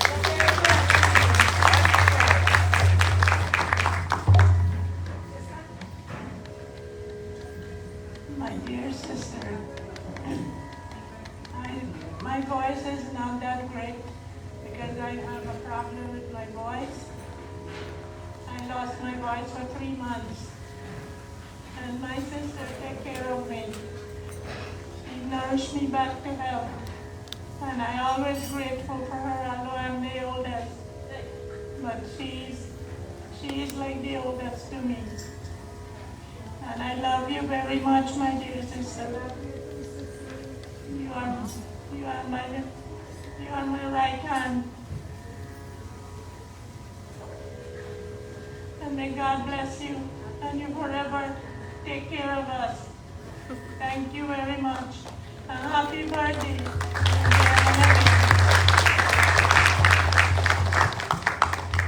That's coming directly from the heart. Auntie Noro, God bless you. Auntie Lily, God bless you. Having sisters in this world, I'm telling you, is you fight everything you do together, sisters, but the love is only one of a kind. So God bless you, Auntie Rukia, your sister. Also, yes, we got to call on Uncle Moti. Sorry, I forgot that you're the head and she's the neck. Anyway, so we're going to call on the head. Uncle Moti, Father, Mr. President, to make his contribution.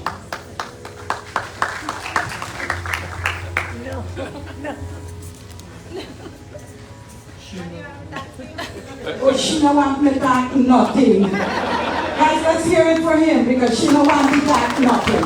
All right. So let's listen to, you guys gonna come up? The grandkids first, how does that happen? All right, Sean and Davina, please come up. Come on. Put your hands together for both of them. And it looks so beautiful. I just want to thank you, Grandma, for always being there. I know you'll always be there and love me. And I know every time I come home, you're going to feed me as much food as possible.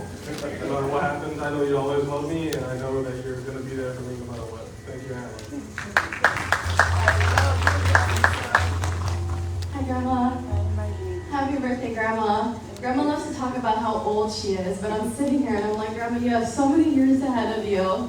I just want to say on behalf of all your grandchildren, present and not present, that we love you very much. That this whole family is here because of you and Grandpa.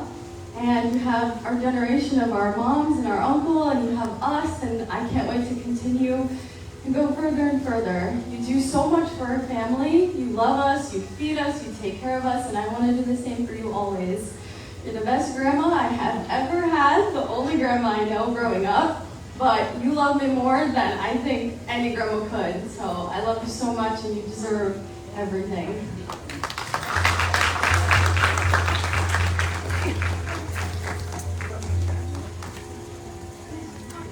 I will start with the least active one. The least active one, which one? Yeah, the least active one. Oh, the least one is coming, okay. Put your hands together for Sean and Davina. Beautifully done. Now we're going to listen to Diane, Sadie, and Raju. I am not the top one, I'm the Singh one. But she's gonna sing, all right.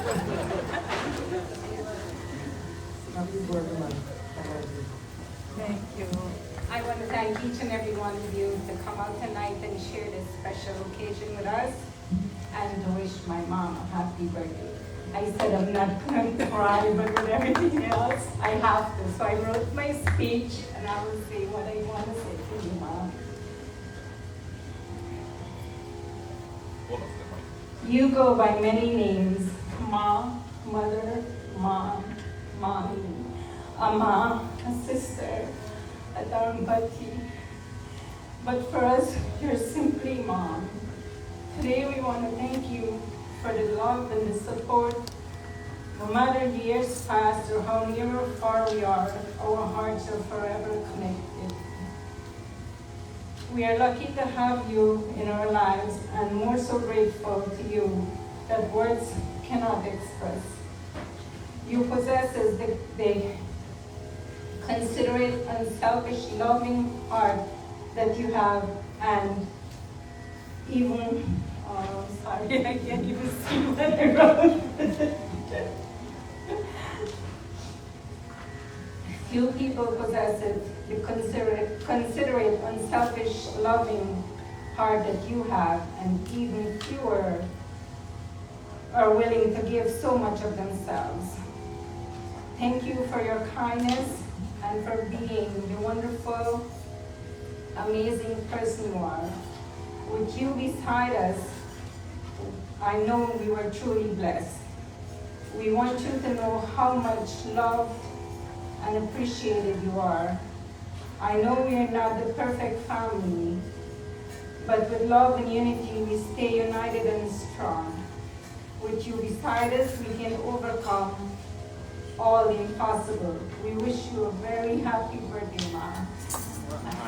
And many, many more years to come.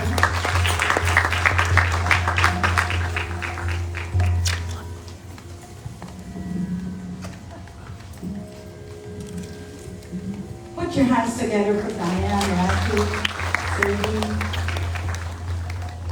and the extended daughter-in-law as well, as they're here expressing. Sadie has a song that she's going to sing. Oh, flowers, wow. Do you guys know how Auntie Rokia managed to live through to see today's 70 years? I'm going to tell you a quick thing. This little boy and his grandfather, his Aja, they go to the park every afternoon, they would go to the park and they'd take their evening walk. And the grandfather would fully pack it with chocolate, because everybody know kids like chocolate. And they would sit together, even though the grandfather know health wise he can't eat too much chocolate. He would sit down there and go eat with the grandson too. And it so happened that he lived to see 96 years and then he passed. So the little boy decided, if he grew up by then, he decided he was going to continue the tradition, going to the park by himself, fully packed with chocolate, and he could sit on a bench, and he could devour, he could eat one after the other. So one lady had been watching him for a full week, Panachi. And he decided to go, he said, boy, let me tell you something, why you do that not good at all. You see why you do the way you have a chocolate and a good, that will tell when you become diabetic, then you will go feel your kidney and all of this. He said, but me I had to live to see 96 years. He said, he just eat so much sweet. He said, no, but you just mind your own business. And let's listen to Sadie. Oh, okay, Sadie over there. All right. And after that, we have Ajileko. He's related to Antioch, if many of you don't know. And the relationship is very unique. That's Antioch's uncle, right? The other Mamu. Can you believe that? So the Mamu will have to make his contribution, maybe not tonight, but another night as well. Mamu come all the way from New York to celebrate the niece's birthday with her. For the entire week as well. So that's a beautiful Mamu you got right there. God bless you. You know, one thing, you can't choose your family, but you can choose friends. But that's your family. God bless. You get your mom? Oh, wow. Another Mamu, a lot of Mamus, huh? Let's listen to Sadie, please.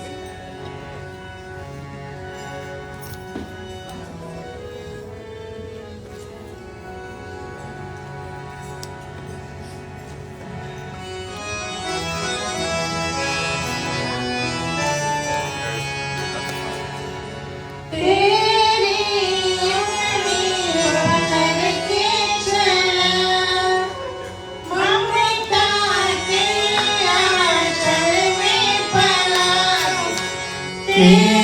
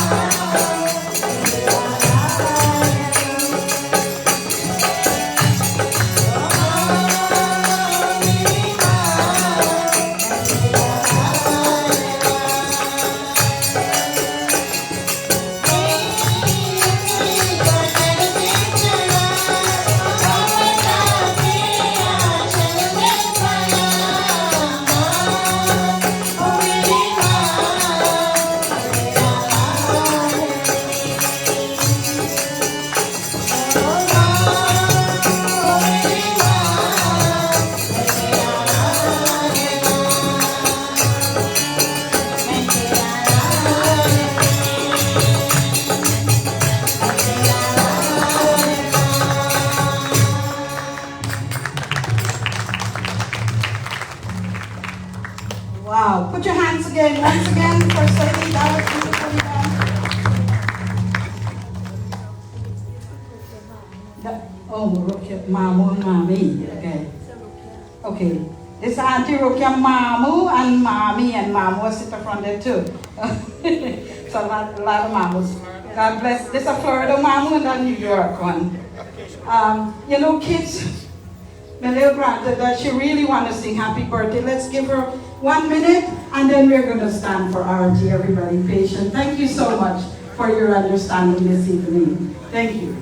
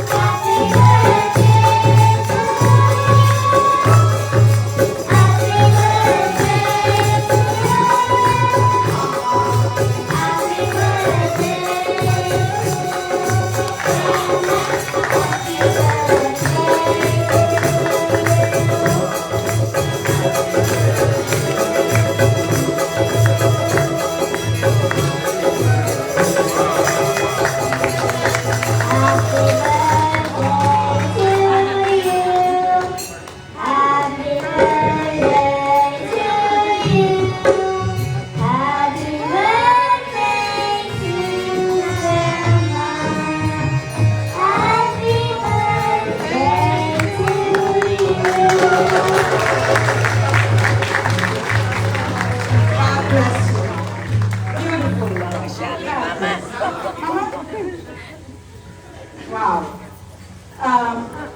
May Bhagavan Krishna bless all of you, my dear brothers and sisters, for taking a little bit of your time to come and be in the Mandir this evening. I invite you to come again tomorrow as we all tread that path and then going on this beautiful journey, this beautiful pilgrimage together. God bless each and every one of you.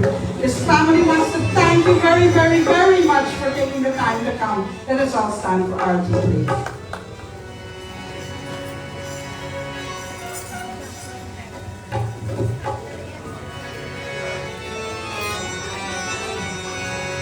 Jani kani supapani jani kani kani pani kani vinashante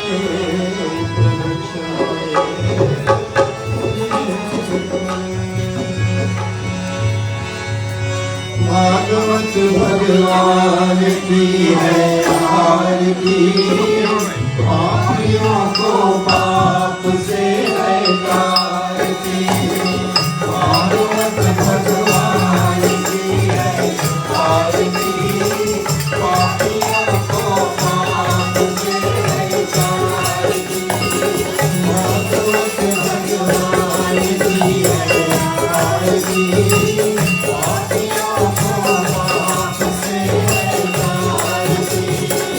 Thank you.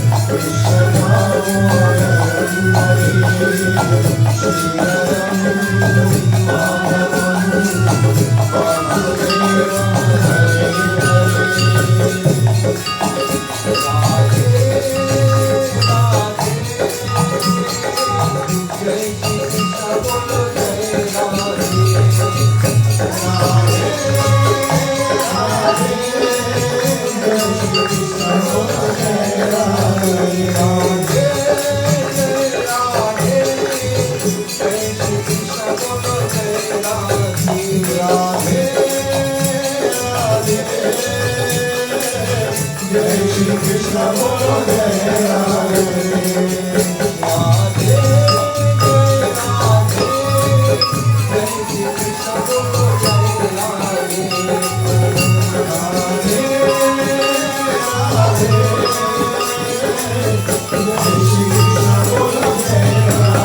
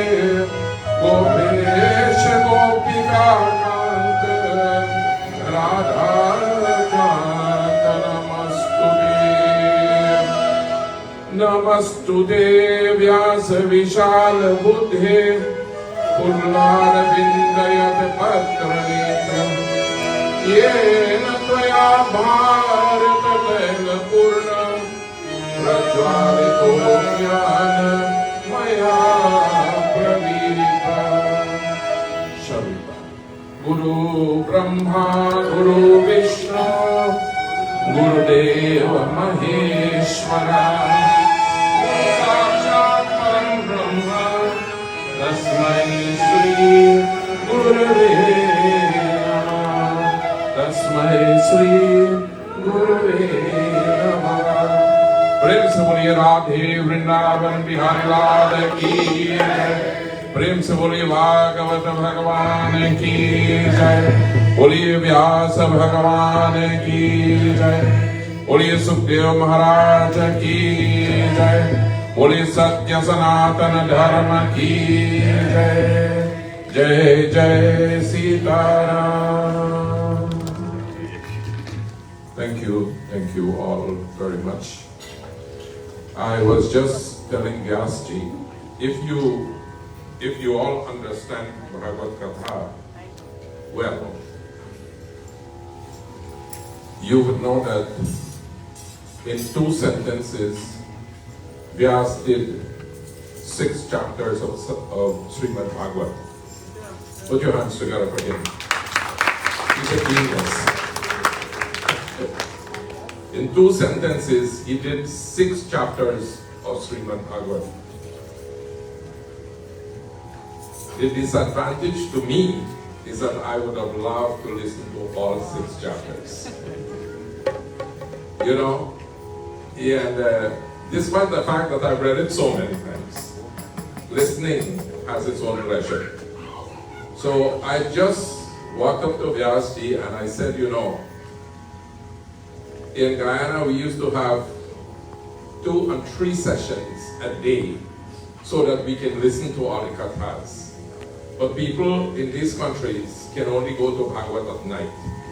So we are going to have, based on his choice, whether it's going to be before the end of the year or the beginning of next year, we'd like to have 14 days continuously of Srimad Bhagavad, 1 day dedicated to 1 chapter of Srimad Bhagavad, so we can listen to the entire Bhagavad in 1 year. So I'll give you a chance.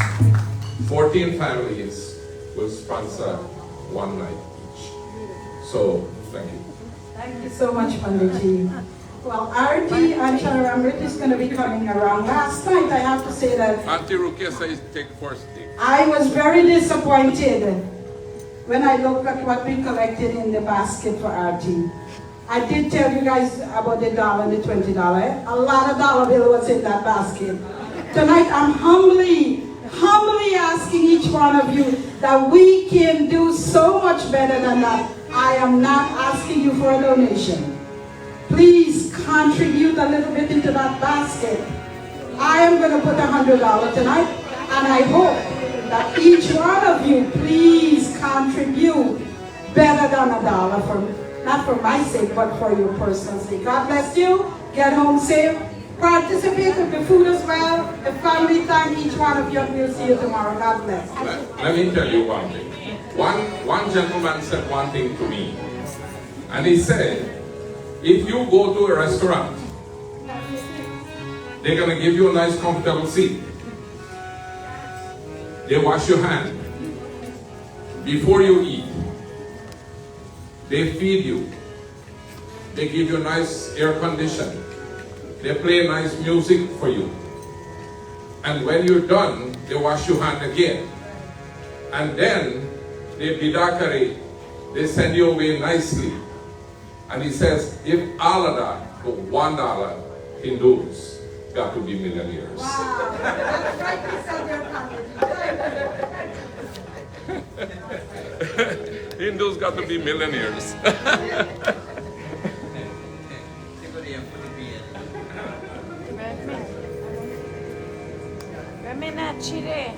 Tonight I'm going to baskets.